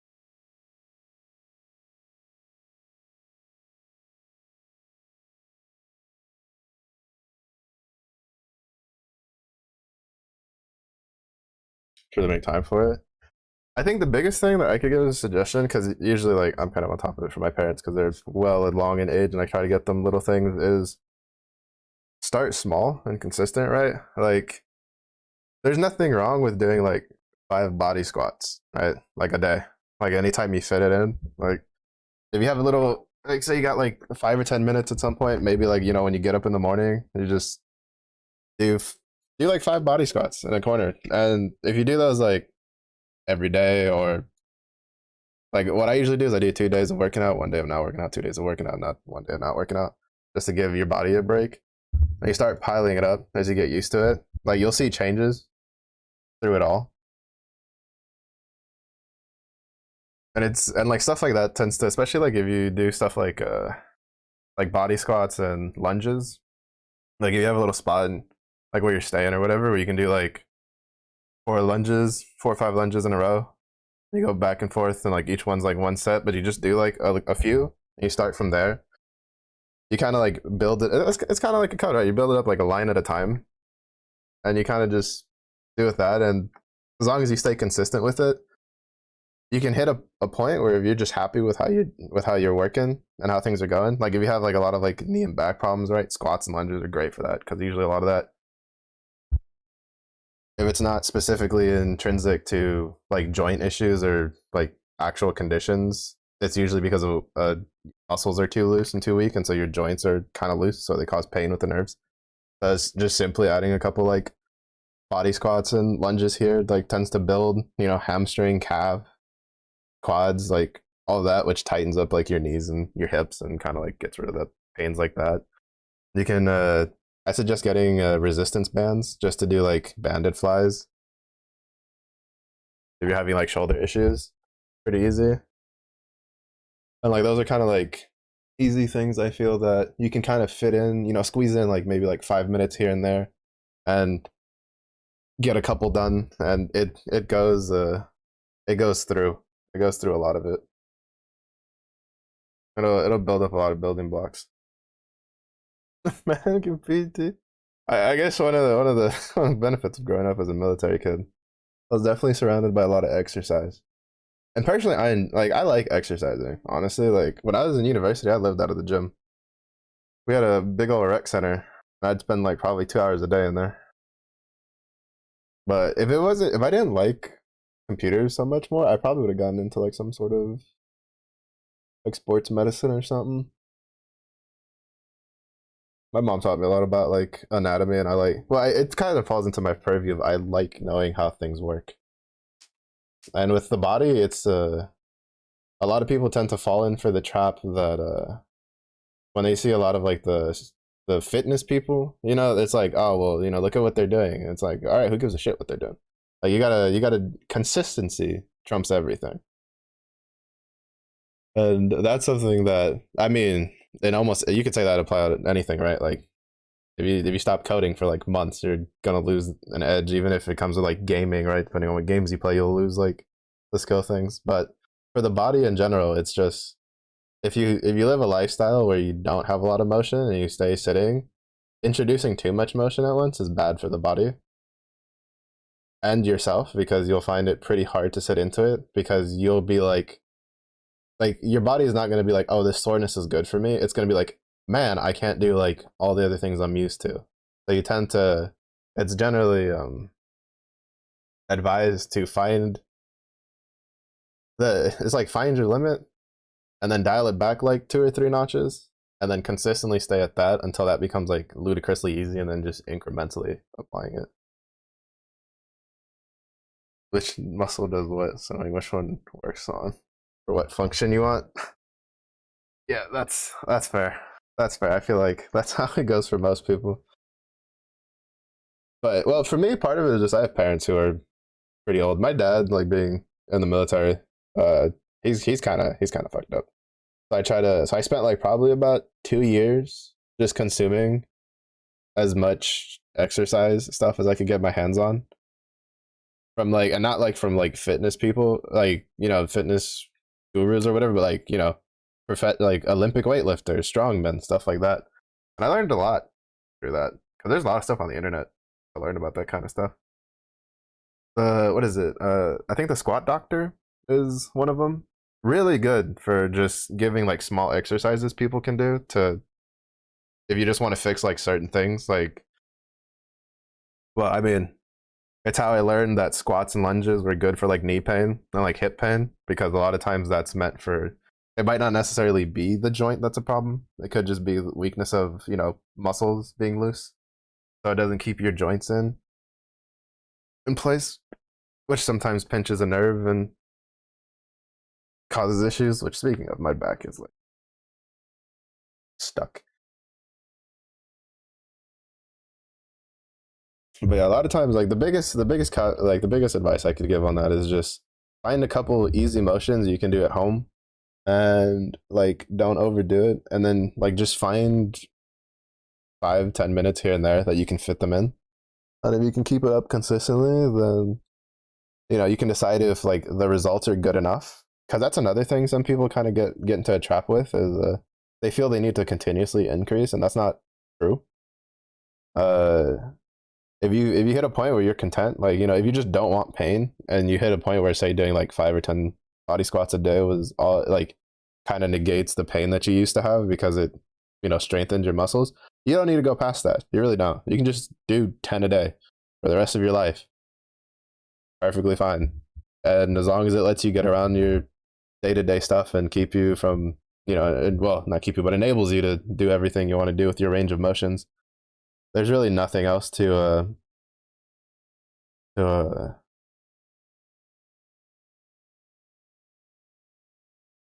add onto it. Yeah, no, I don't think this one taught us. I mean, I say this, but this one has loops over string. Well, no, it also has guess and check and binary fractions. Yeah, no, this one. Yeah, I'm pretty sure the loop problems I probably need to get through all of the looping lectures before I break into it. That branching one took me a little bit. All right, I spent 30 minutes trying to figure it out, and I've deducted what I need. It's gotcha time. Give my brain a bit of a break. The problem is that my brain stops working after like 11, sadly. But then again, I don't want to do this during the loops are fun. Yeah, it was pretty cool to go from like to for like just the initial loops like kind of seems really interesting. Oh, thank you for the follow. I appreciate it. Like there's a course, there's a project set I'm like delaying. Like, I'm probably gonna wait and see what.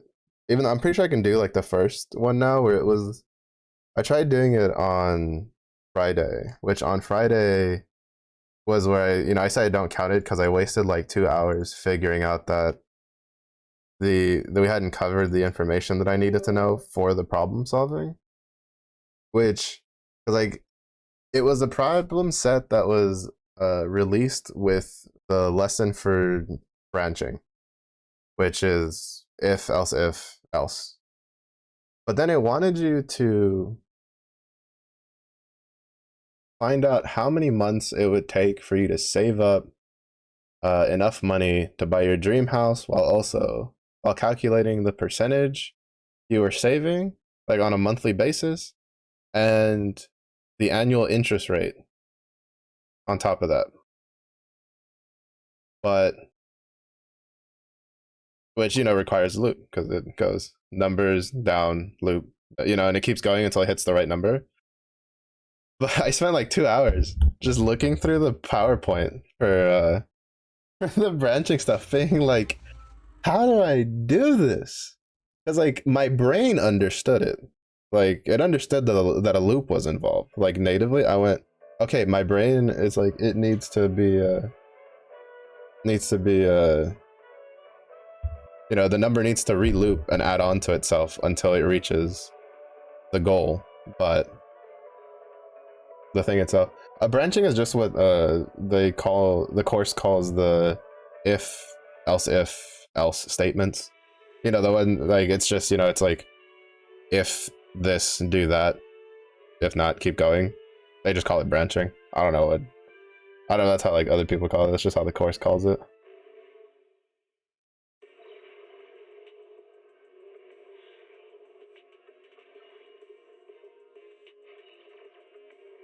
Never heard of it like that. Yeah, I'm not sure. Maybe it's just how they like how their their course does it. 'Cause sometimes like the way they teach things right isn't exactly the terms that are used for it, depending on like where you're at. That was one of the things I liked about learning at a technical school was a lot of like all of the instructors were people that had worked in the like computer computer repairs, electrical engineering like out there. So whenever the book would say something, they'd be like, yeah, that's not what that's called, and so they would call it something else. They'd be like, this is what it's called, and it was really nice. Meanwhile, when I was like learning university stuff, because I had to learn some blueprint and engineering things when I was doing welding. Oops, wrong button. And the which one I gave RB? I gave RB the stacking. And like they were talking about like how things were called. I was like, I remember these things, but that's not what we called it over there. But yeah, so to be fair, I also don't know if it's just like a Python thing, because when I was learning C#, they also didn't call it branching. They called it series. Yeah, series of if-else statements, because it's just if, else, else, else. But that's just what the lecture was called. It was called branching. I wonder if maybe it's because of the elif one, because like at least in C# at the point that I had gotten to, I had not heard about having else if tied together like in one command. It was a lot of if, else, else. Wait, is it an event that started?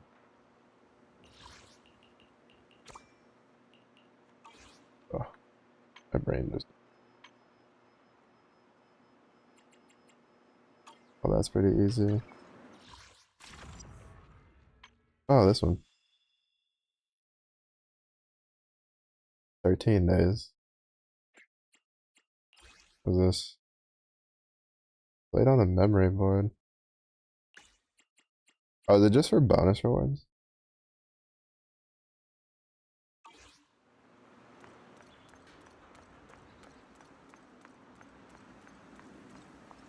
But yeah, but I also can't say much because I'm still relatively new to it.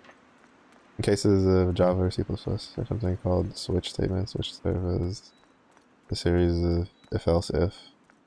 Python doesn't have that. Ah, interesting.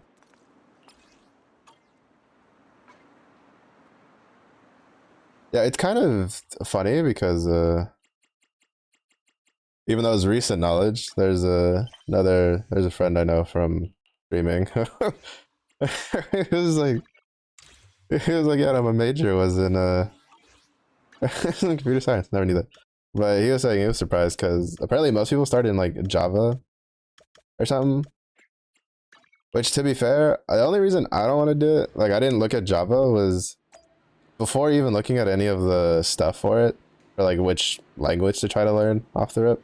I remember trying to learn coding like years ago, and I remember hating it. Like I remember just being like, none of this makes any sense, and I'm pretty sure it had to be Java. Oh, he's already capped out. Don't worry about that. And so my brain was just like, yeah, let's not, and say we didn't. Which, to be fair, like I don't know if it's exactly the way, like that was a good decision, but I've been enjoying it. I've been enjoying these other ones. Like I can say so far to date for sure, C# and that's not the one I wanted. Wait, I wanted the defense one. I really wish there was a window there that'd be like, you sure you want that one? But I've been enjoying like working with it. Even like for instance the one where I had to like grab the first digit, last digit, like I was like, it's good. I didn't really, the only part that frustrated me was like not remembering the string slicing that taught us, and or at least like not knowing to apply it like that, because it wasn't, I don't remember it being brought up in the lecture like that. Starting with the Java is like in the textbook right away. So many things to set up in your environment to make things work. Ew. Just the sound of that makes me want to high five myself. Or not.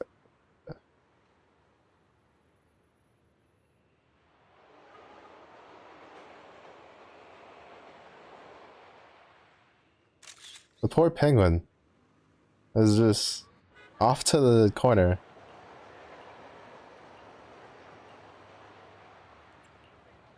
That poor penguin. He wanted to be in the picture too.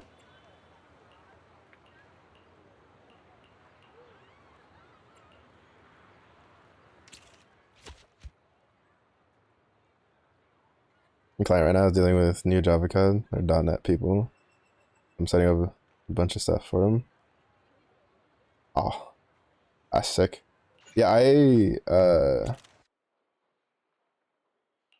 honestly I couldn't. I thought about doing like something like looking at coding maybe a little bit more related to servers because I had to learn uh I had to learn how to set up a server like a both a Windows and a like through Windows and Linux and it was I'd be lying if I said I remembered most of it, which is hilarious because I passed both with flying colors, like, and basically hard carried the Linux one on my back. So, but like, all I remember was I really didn't like dealing with it.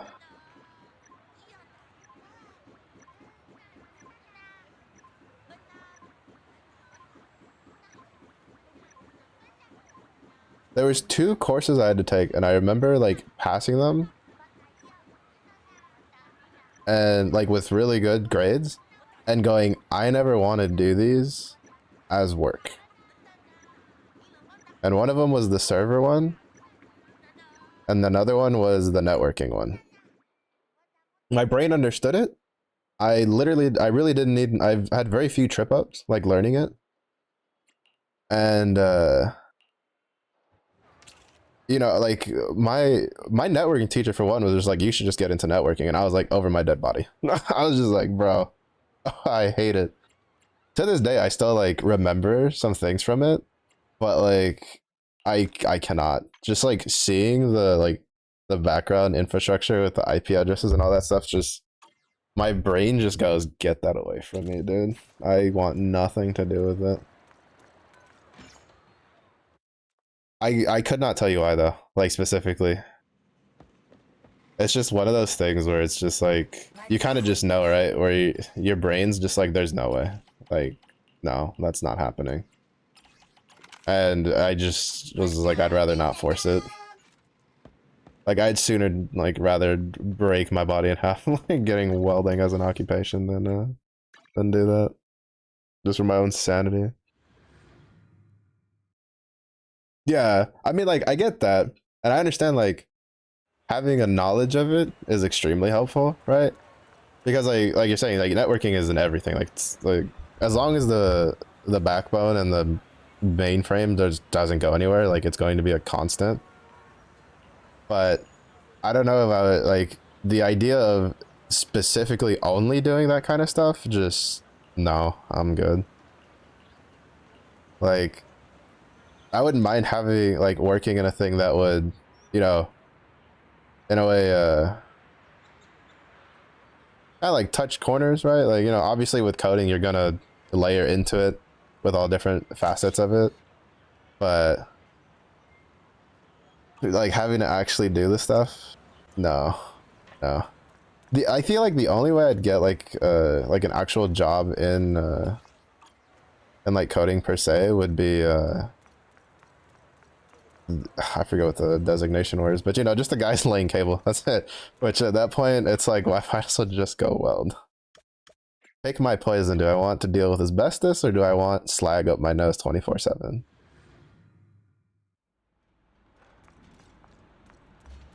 Oh, do you have a coin for me? Oh no, you're just trusting.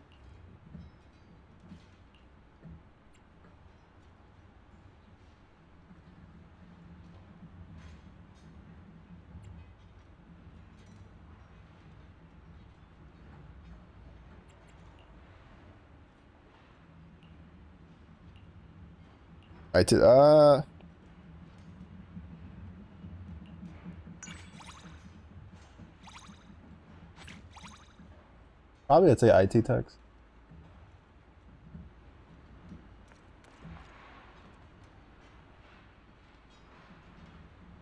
I don't know if I'd be able to do server techs. As like the server thing kind of like I can do very basic things, but when I did a little more digging into it, I was like, I don't know if like I could like actually put up with what some of those guys do.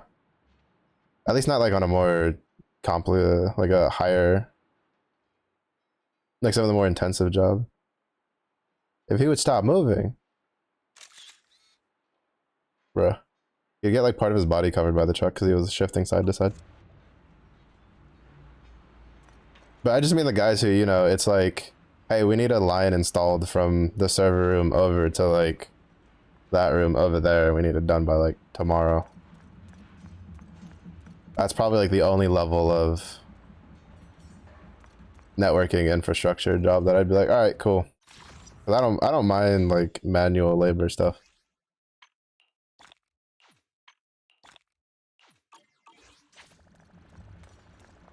Which I did try to find work for because I did have to learn how to do that. That was something I had to learn for my associate's degree. We had a, what was it? One of our classes was, we had this like special frame up and I basically had to wire a whole wall with networking, phone line, electricity, and like cut everything out and stuff like that. And that was actually kind of fun. I enjoyed it.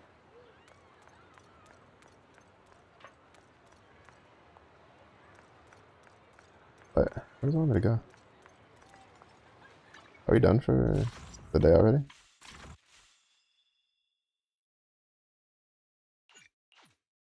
I guess we are because there's nobody here. Done for that event. So that's the dailies and that done. I need to go do Hollow Zero. At least do the first run for Hollow Zero. Can't imagine doing anything with cables or electricity. That was, I don't know, it was fun. I definitely could see it not being for everybody.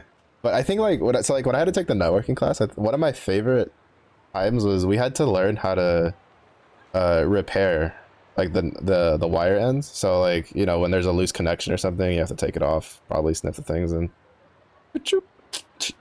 put it together and stuff like that. And it was just like I thoroughly enjoyed like doing the stuff for it that works with your hands, but everything else I was like, get that out of my face. Like, get that out of my face.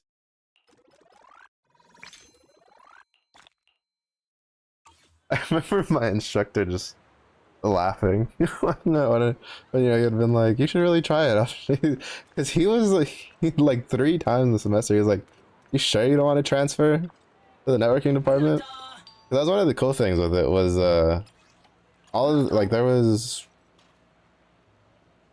4 programs, which was there was the networking guys, there was the security guys, there was us, the like computer maintenance dudes with like the, which, you know, leans more towards like electrical engineering, and then the gaming group, right? Like the where you go to learn for like video game coding and stuff like that. And he kept cracking up because he's like, you sure you don't want to transfer to the networking? And I was just like, over my dead body.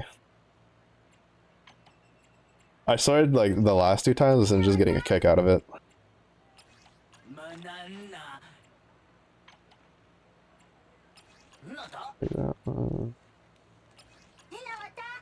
It's kind of expensive, so I gotta do it. That's W junk.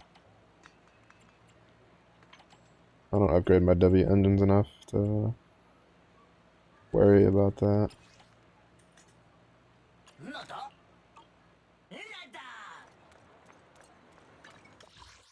Alright, what happened? Oh. I don't think you're one of the weeklies. I happily saw it hammer things though. I had one of those guys on my group for the class that we had to basically build a wall. He was just like, don't look at me for cables, but you need me to solder those, you know, the holes for the outlets and stuff. I'm your dude. And I was just like, good to know. Good to know. So whenever I didn't feel like doing it, I was like, have at it. I was like, there, you know, the dimensions, get to it. What do you want me to do? I didn't pay attention.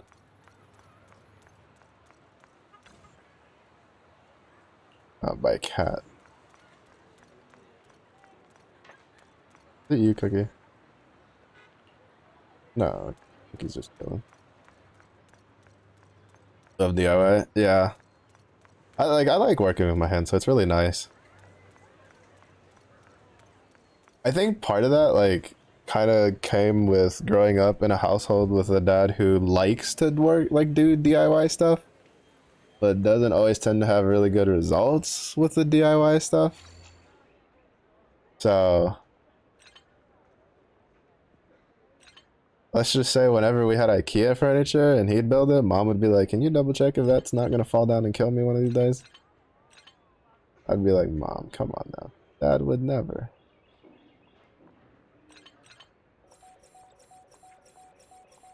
That is so satisfying. I love setting it all up ahead of time. It all just goes like a row of dominoes. I don't know how he did it without breaking the TV. I still remember this. It was when I was in high school. I think it was like junior year. Uh, he somehow managed to drill an extra hole into the back of a TV when he was trying to like set up one of the like the mounted TV stands. It's not wall mounted, but it was one that has like a stand and you have to like install the mount on the back. And the holes are supposed to line up, right? You just do it in there, easy peasy. When he installed it, it was like kind of off angled, but like since the base, like the top part moved, I could like angle it back and it was fine. And it pissed my mother off though, because whenever she tried to like turn it towards the kitchen, because we had like a living room with like the kitchen right behind it kind of thing, you could just like tilting it like that would like set the angle off. So my brother, who had joined the military as a helicopter mechanic, my mom's like, "Did you fix the TV?" And so me and him are like taking the TV off the mount and taking it off, and he's like, "How did you screw in another hole into the back of it?" And you could see it. Because when we took it out, a bunch of plastic came out of it. It was like, how talented do you have to be? Where's the cat? To be able to like put out extra hole. I mean, granted, it's also back before like, the TVs were getting flatter, but it wasn't like super flat like they get nowadays. So there's like a couple of areas where, you could get the stuff in there. But it was just, we were just like, bro, you have to be extra talented to be able to pull that off without trying. Like, my dad just goes, "I got the touch." Just walks. Mom's like, "Yeah, touch, I don't need you touching any other furniture." It cracks me up. It's still like, it's one of those, it's one of those stories I'll just remember forever. But yeah. Well, like he's not like he's not like terrible. He knows his way around the car, and the cars haven't broken down, but a lot of times, sometimes when he messes with like a door or something, and he's trying to like replace, the motor for, the motor for the window to go up and down and stuff like that, and you're just, oh, that's wrong button. That cover, oh wait, yeah, wrong button again because I'm dumb. That's the X. And the cover on the door panel doesn't stay like it used to, right? It kind of rattles a little bit. He's kind of like that.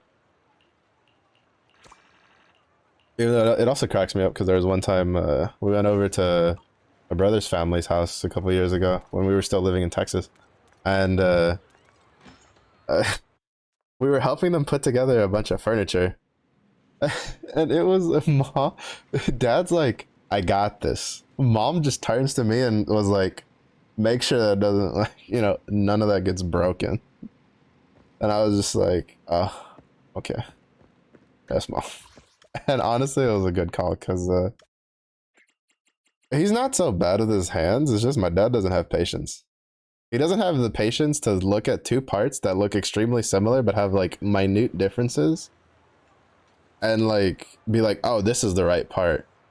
To him, it's like, "Oh, the peg isn't going in because I need to hit it with a mallet." And I'm like, or, hear me out, we use this other one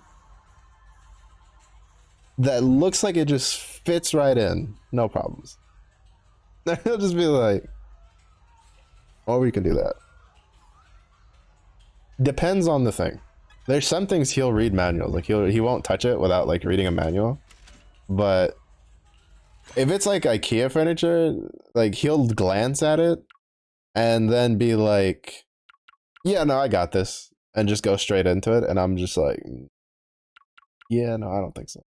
I don't know if I want to like big brain Bizarre Brigade right now. I think I just want to spam the doggo one. Probably good.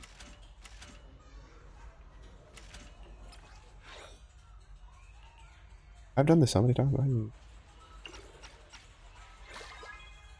Supposed to make IKEA furniture with just the, oh my god.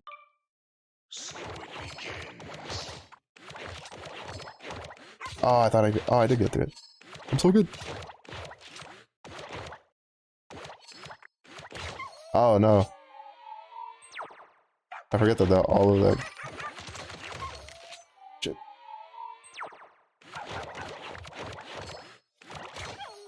I keep doing it where I set it off on the side and then I...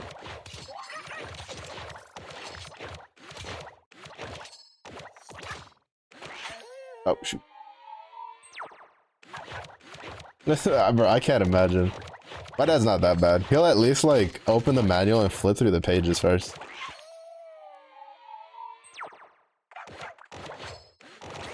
Oh, there's no way. I got stuck on a corner there.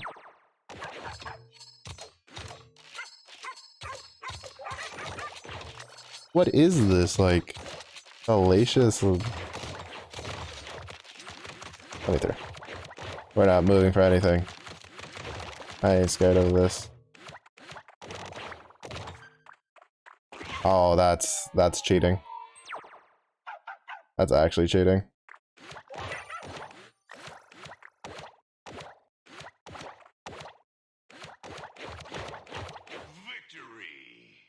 That was so bad. But yeah, no, I couldn't imagine that. Like well, I guess in a way he kind of does something similar, right? Like he kind of like glances through it, especially if it's IKEA furniture and it looks like pretty simple. I'll just like flick through the pages and then call it good. And then I'll come back and be like, Dad, that door's kind of crooked. He's like, nah, it's supposed to be that way. I was like, you sure? He's like, yeah. I was like, give me the manual. And I'll look at the manual and I'm like, the manual does not say it should be like that. And I'll point something out and he'll be like, oh wait, does it have to be? Oh, it has to be the specific game. No. And he'll be like, oh, I didn't see that. It's like, I thought you read the manual. He's like, I did read the manual. I was like, no, you looked at the manual. There's a distinct difference between the two.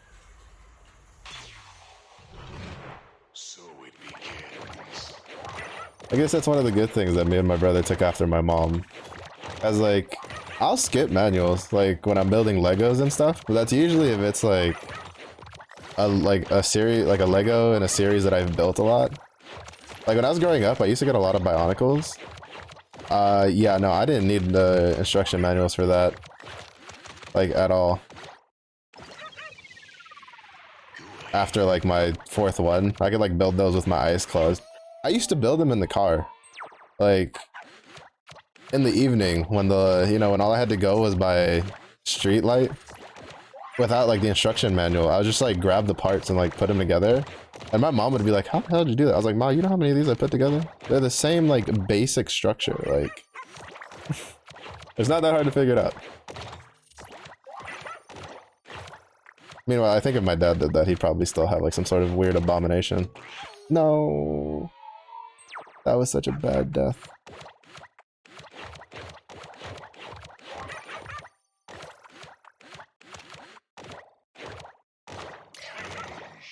Oh shit, what was that? I almost died because of the power.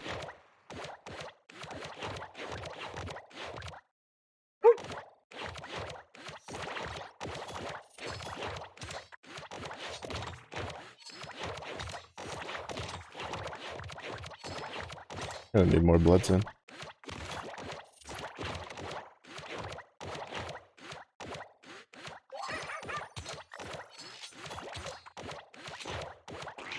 Oh. Oh, we were almost close to our best. Oh no, I didn't want to do that. Press bio when he made and I see some screw holes.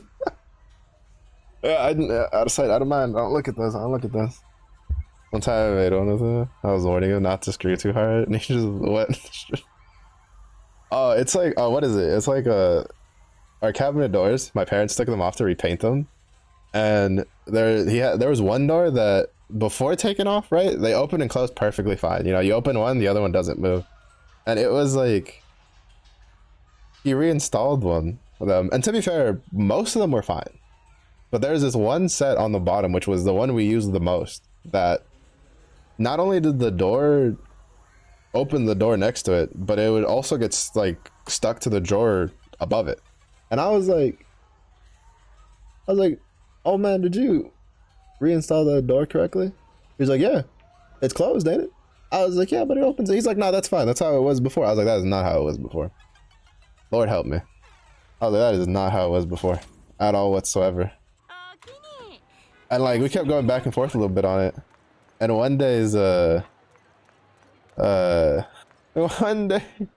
day it was just like, I think he was like at an appointment. So I just went and I grabbed the drill and I took the cabinet door, like I loosened the screws up and then like flattened it out and put it in, and just no problem since. And I mean, to be fair, all it ended up was that he just put too much pressure on one side, so it like raised the door up. Like, it was such an easy solution. And I was like, come on, man. You should know better than this. The door that had to help me do the, oh my goodness. Pat, yeah. Yeah, it's why, like, even though my old man's like, sometimes I want to throw a fit, I'm like, I've seen worse. I've seen worse. To be fair, he has, like, you know, there's yet to be an issue that has been caused that, you know, I couldn't fix. Mostly, usually, because whenever my dad has to, like, put doors and stuff like that, mom's like, "Oi, get down here." She's like, all right. Because I've always been really good at, like, eyeballing things, like distances and stuff. Or, like, you know, if something doesn't line up properly, my brain kind of goes, it's a little bit too much in this direction. It's a little bit too much in that direction, right? So, usually when it comes to stuff, if it's not lined up properly, mom's just like, come fix this. That's cool. And that, I don't know where that came from, because my mom's not really good at that either. She's got a little bit of it, but dad's good at with like bigger like distances. Like, he's actually like not too bad at that. But for stuff like, oh, the door's a little wonky, it's just like his reaction is like, oh, it was like that, when it obviously wasn't. I don't want that either. But all these are garbage.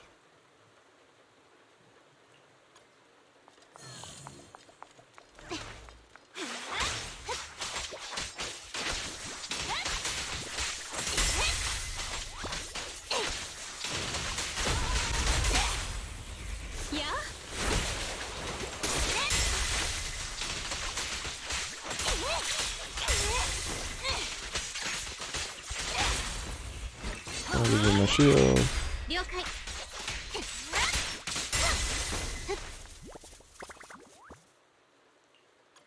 Got the stun one. I really don't like the crit ones, but look at that one. Maybe Dale do a nice range job on this cabinet. I'm like, nah, that's easy. Yeah, that one always cracks me up. I'd be like, you sure you don't want to help with that? Nah, I got this. Like, yo, okay, so. Try to sleep? Alright, thanks for stopping by. Get some good rest. Okay.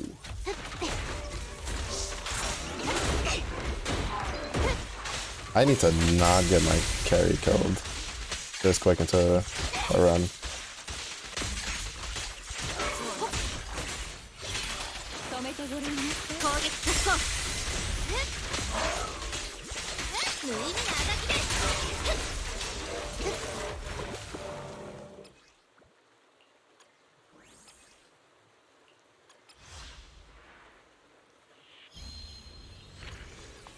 I can get some electric ones. We're not having super good luck with the electric ones.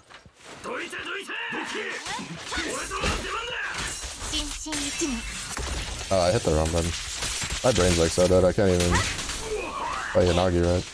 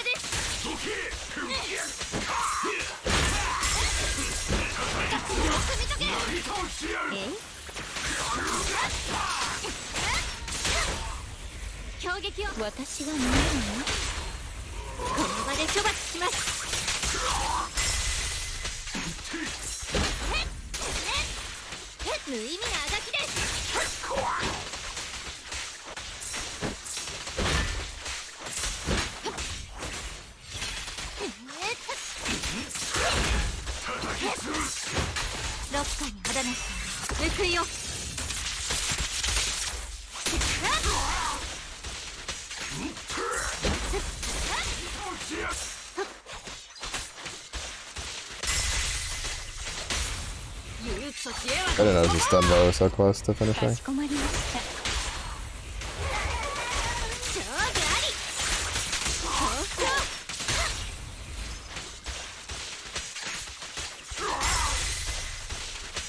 敵が回復、注意を。あら。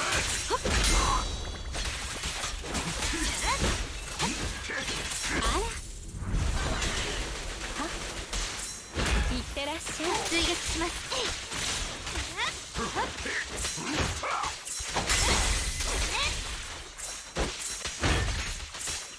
時間の無駄です。Oh, I am so bad right now. Bruh. Oh, it's actually just forcing me to take these. That's kind of annoying. That's actually kind of annoying. I wanted the zap ones, but I'm not getting any of this run, and I just burned all of my rerolls. I just burned all my rerolls for it to just give me the same three in like different orders. Bro, why is it giving me these?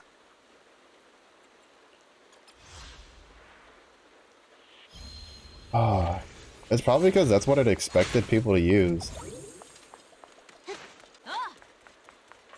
God, I hate that. I do not have a Jane Doe. I'm not going to use.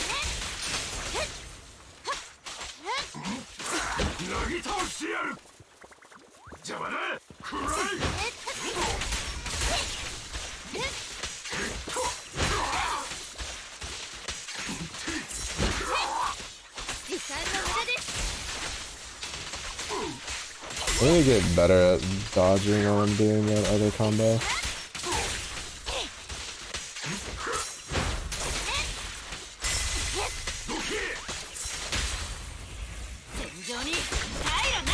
Especially because there's no real reason not to.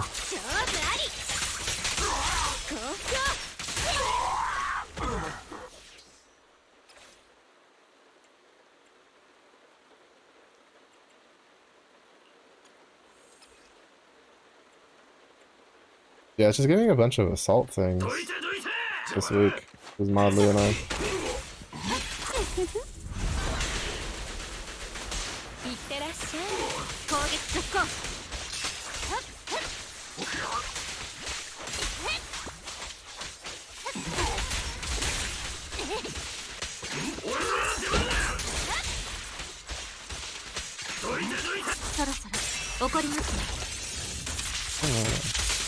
I did catch her.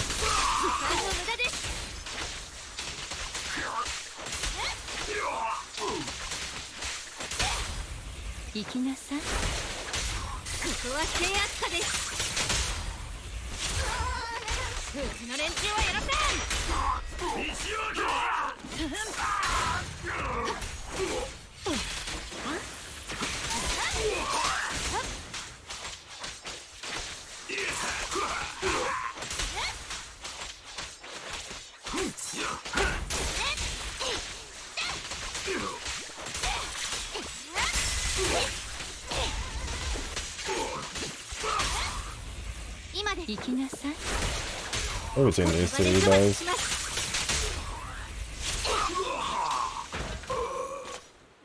Yeah, I mean, part of it is also it's just not giving me anything that I want, because it's not even giving me energy stuff. It just keeps trying to force this crit and crit tenacity onslaught.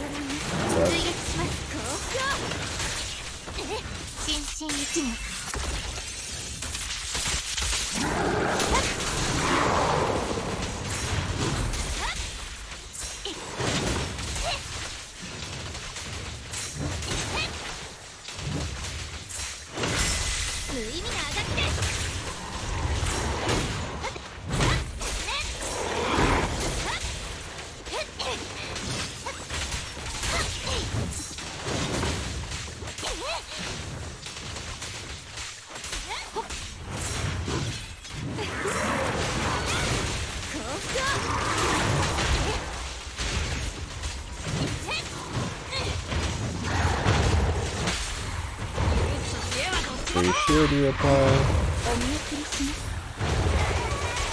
勝負あり。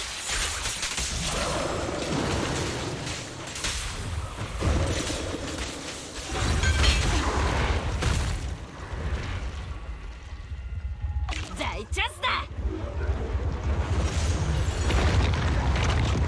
He got swole.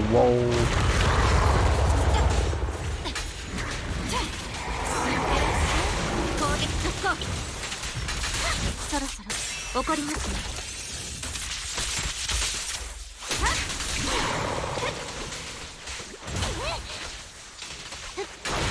無意味なあがきです。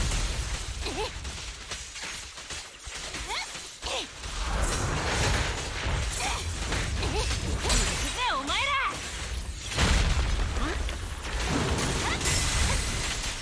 I didn't think you would keep tracking with that stab. 時間の無駄です。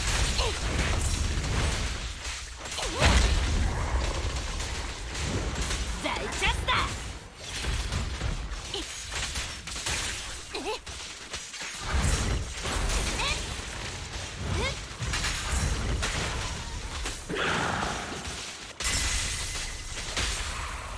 戦場に退路なし。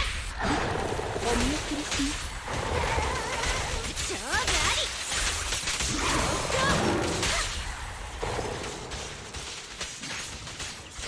心身一枚。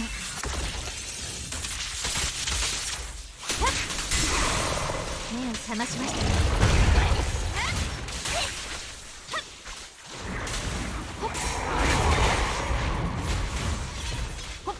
止めてごらんなさい。追撃します。無意味なあがきです。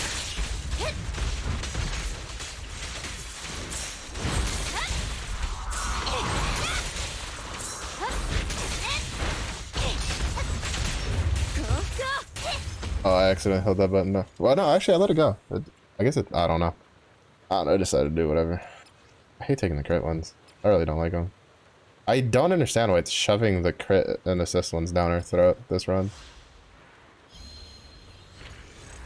Like, I really wish there was a way I could just choose, hey, just give me these things, because that's really slowing down my run that I'm not getting. I don't have the zap ones.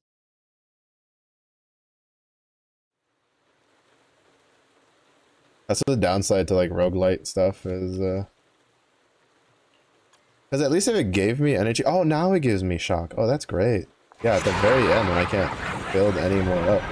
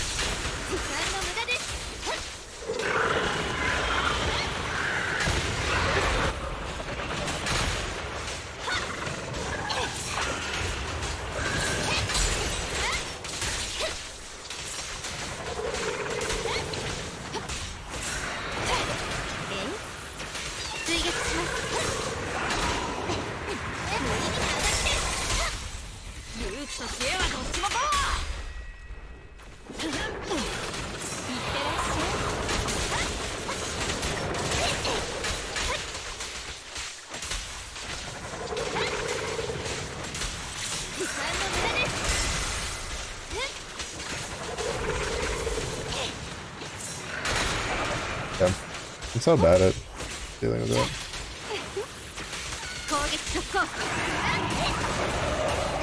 Okay, why isn't my PS5 controller like double sticking? I did not hold that down for that long. What's up, Jimbo? How'd Overwatch go?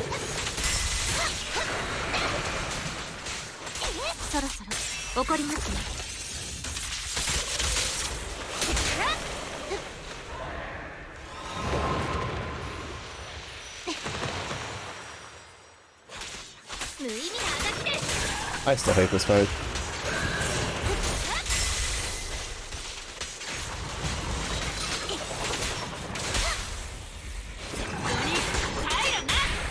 I don't know if I ever like this fight, to be honest.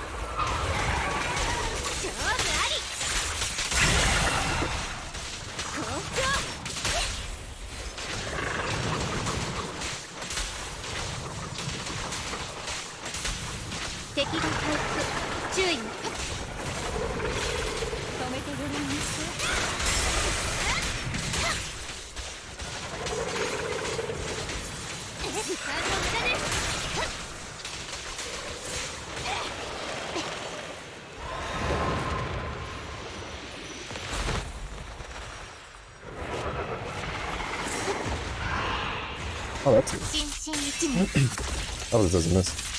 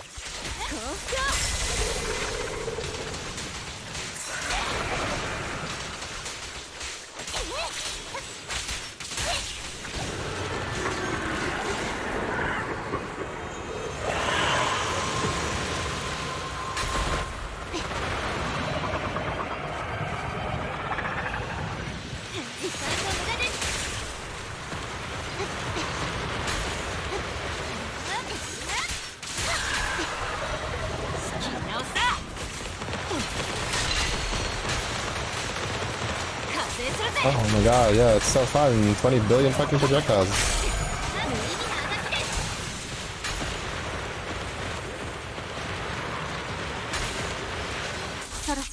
Who doesn't love just having 30 million projectiles getting shot at you for no fucking reason?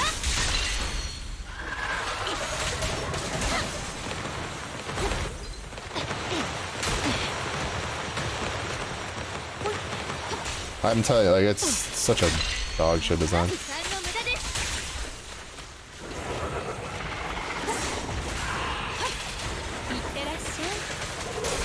Like, honestly, that intermission is terrible. Got 42 kills and drew first game. Then Buck started crashing out next game. Then everyone crashed out and got off. Sounds like Overwatch.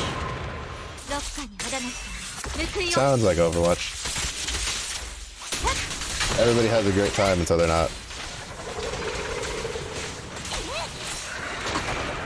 That hit? I didn't realize my shield was down.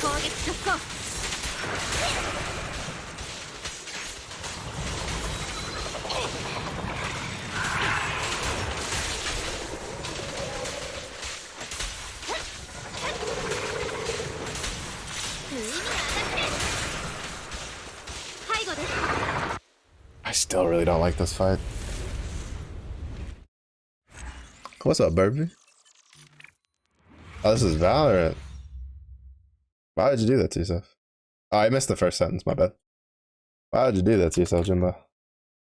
Still play Star Rail? A little bit. I haven't gotten onto it in like since the last time.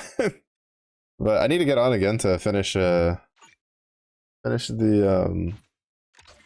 or not even finish the like just start and finish the Boot Hill event.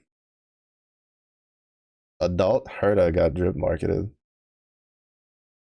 Oh, is that what Jade was fiending about?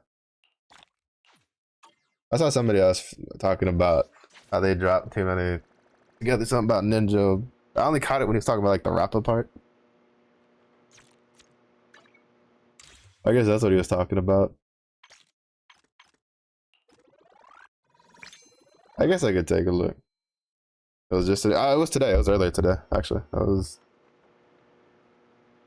7, 5, 6, no. I can't math. 4. It was like 4 or 5 hours ago when he talked about it.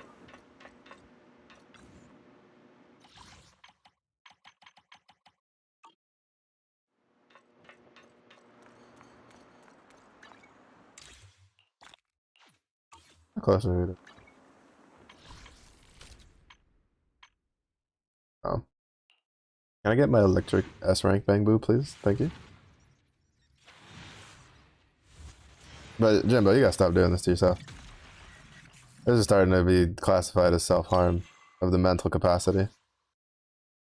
34 searches, but I just want the electric. I just want the plug boo so I can like level them up. We're at 5. Perfection. But have we finally? Do we finally fully see? Because I remember they did the picture where I think they showed like her, but didn't show like her face, like earlier on. I don't remember.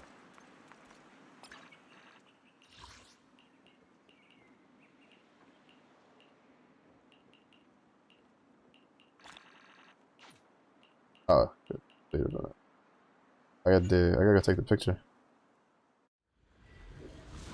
But how much of the drip marker do we got? Do we know? Is she still your edition? Is she like a mouse? Wait, what's the store check-in today?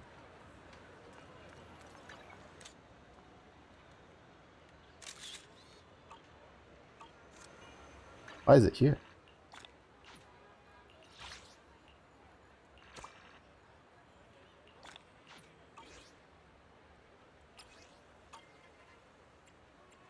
Alright, I think everything else is, yeah, everything else is literally just playing.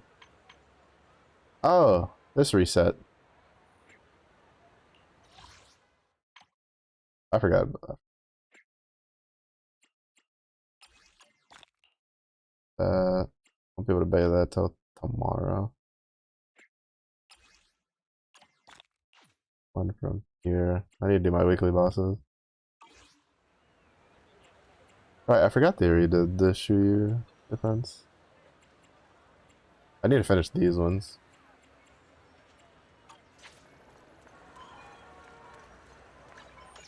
I think that's everything. Oh no, I need to do the Yanagi. I'm 2 days behind. I haven't done the Yanagi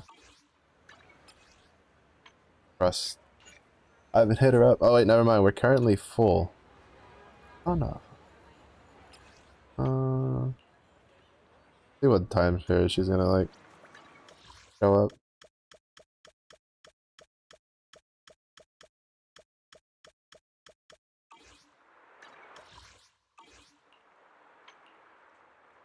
We filled that up quick.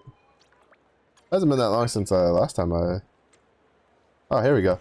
Oh, it's the videotape date. Let's go.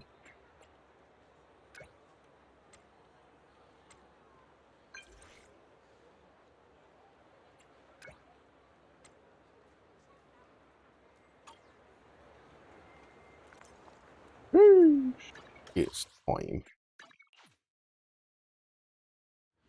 You're just like in the city, and she's like, I'll stop by the video. You're just scrambling back, hitting the Tokyo Drift on the streets. 先ほど棚を眺めていたらブラックペーパーテイルズ面白そうですね。どれどれ。あ、ごめん。このビデオ返却されたばっかりだからすぐに貸し出すってのがちょっとできなくて。なるほど、とても残念ですね。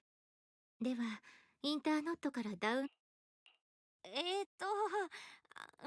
よかったらここで見てく。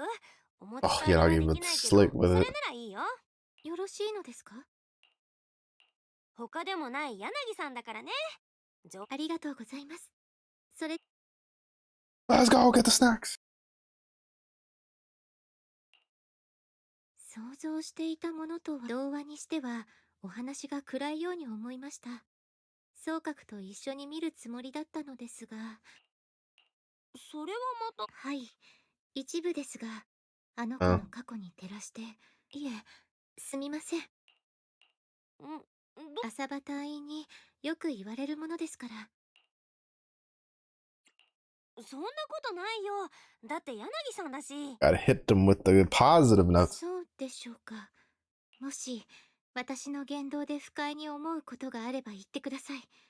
あなたが遠慮しているうちにあなたのような友人を失いたくはありません。この映画のように主人公以外の私自身であれば Whoa, hold up. That sounds like an interesting concept to watch for a movie. Trying to save the fairy tale and then everybody but the hero just becomes paper cutouts. なぜそのような目で見る冗談です。すっかり話し込んでしまいましたね。またね。ありがとうございます。それではまた。次は。Let's go!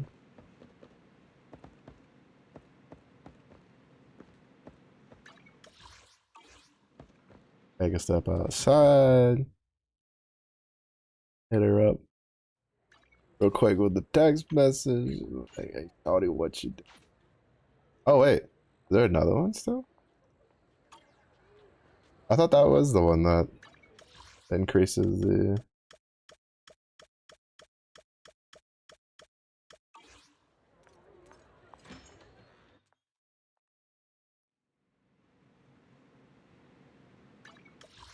I guess not. I could have sworn that when you do the TV one, it like uncaps it.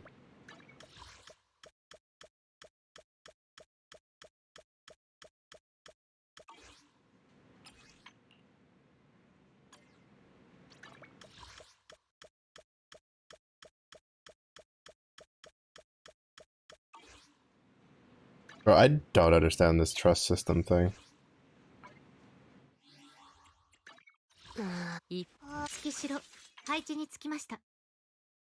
Yeah, like she's...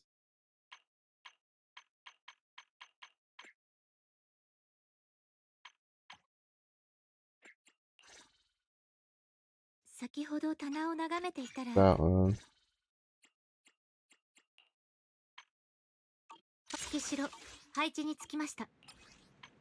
Like, I don't like how you have to wait for them to pop up before you can continue.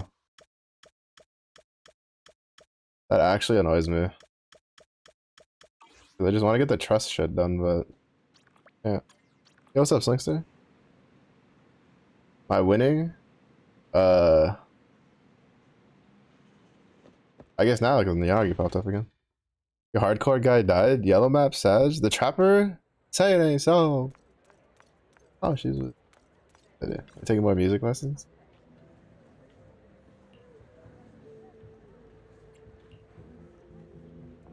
Not to the yellow map. Was it one of the special mobs? One of the all flame ember mobs? Or was it just bogus rare?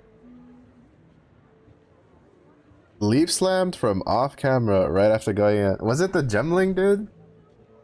The Gemling leap slam dude, or was it the Rogue Exile one? Yeah, the Gemling one? Bro, those guys are fucking brutal. The leap slam one? And the other one that was the worst was the one that had the volcanic fissure of snaking, because the stun shit on that one was ridiculous when I ran into it.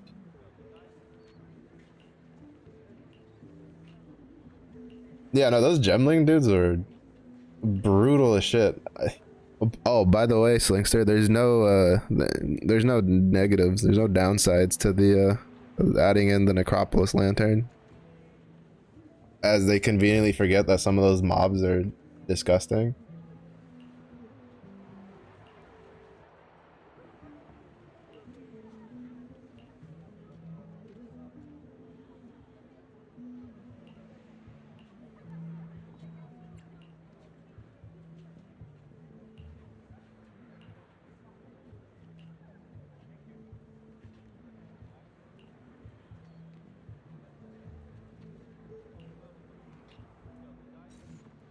I believe in you, fancy lady. I really hope that, well, I mean, well, we're supposed to get like a Robo character, but it's supposed to be like a Robo idol girl, and which I think they're like young. I want, why can't they give us a playable Elfie? Oh no.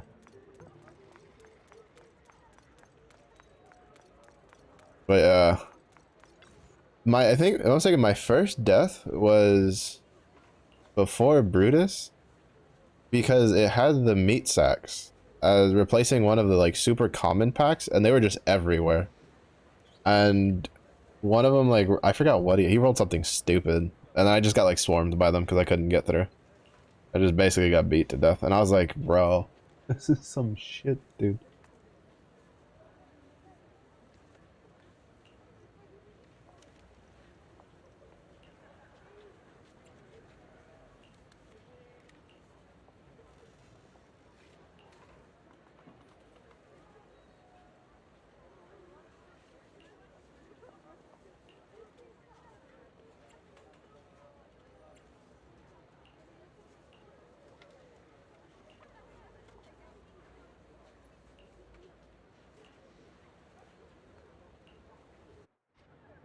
He's about to be a rap god.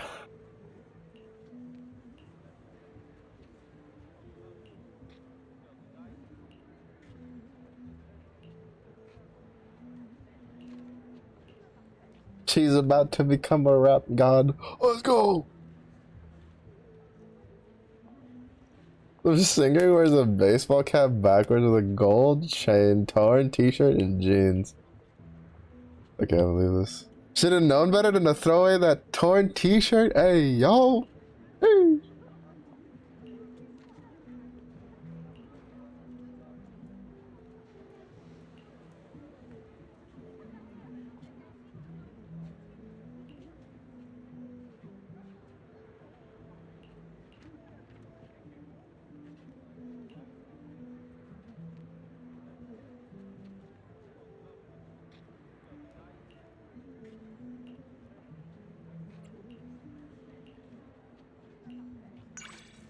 Okay, there we go. Yeah, I don't like how you have to, like, kind of cycle through the thing until it decides to, like, to pop up.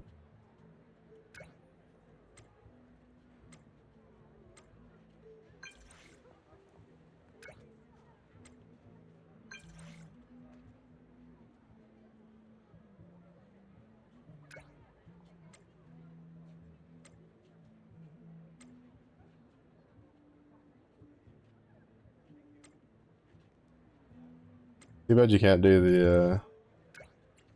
the star rail thing with this. You have to, like, actually wait for the messages to pop in. But after this, we'll wrap it up. Ran a little long because I was trying to do another problem, but I think I did it ahead of time for the coding stuff, but I'm glad I was kind of right about the looping thing. Though I think tomorrow I'm going to try the first set of the problem sets before, like, doing the continuing the lectures, because I think that one works fine with the looping. Actually, no. I should probably watch the second one just to be safe for the next lecture.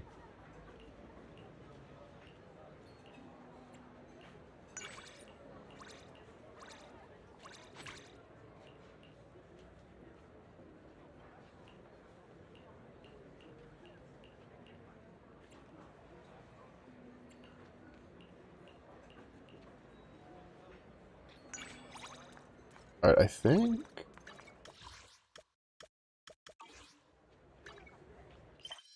with another day or so. Yeah, I think with one more trust mission, we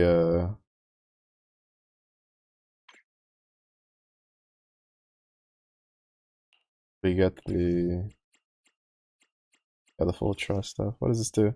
To various areas of Hollow Zero, there's a chance to trigger special events for agents in the squad, activating specific landscapes for the agent round. Wait, that triggers mindscapes? Wait, Ellen actually has... Oh my... That's some shit. What mindscape is that? I thought it was just an extra bonus effect.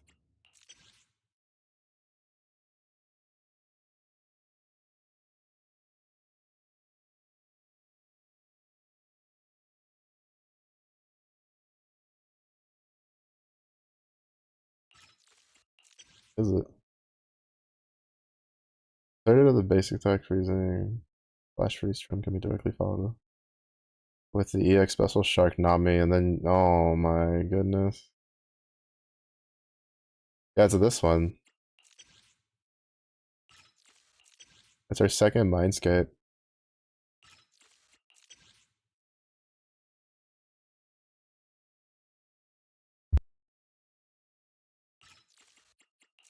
This one lets you do her Shark Nami when she does it.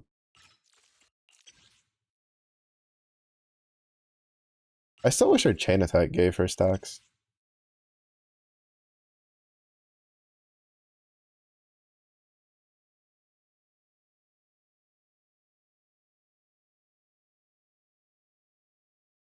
Yeah. Her. Yeah. Up to 4. Like, her first two are nice, but, like, you probably want Mindscape 4 to get her fully capped out.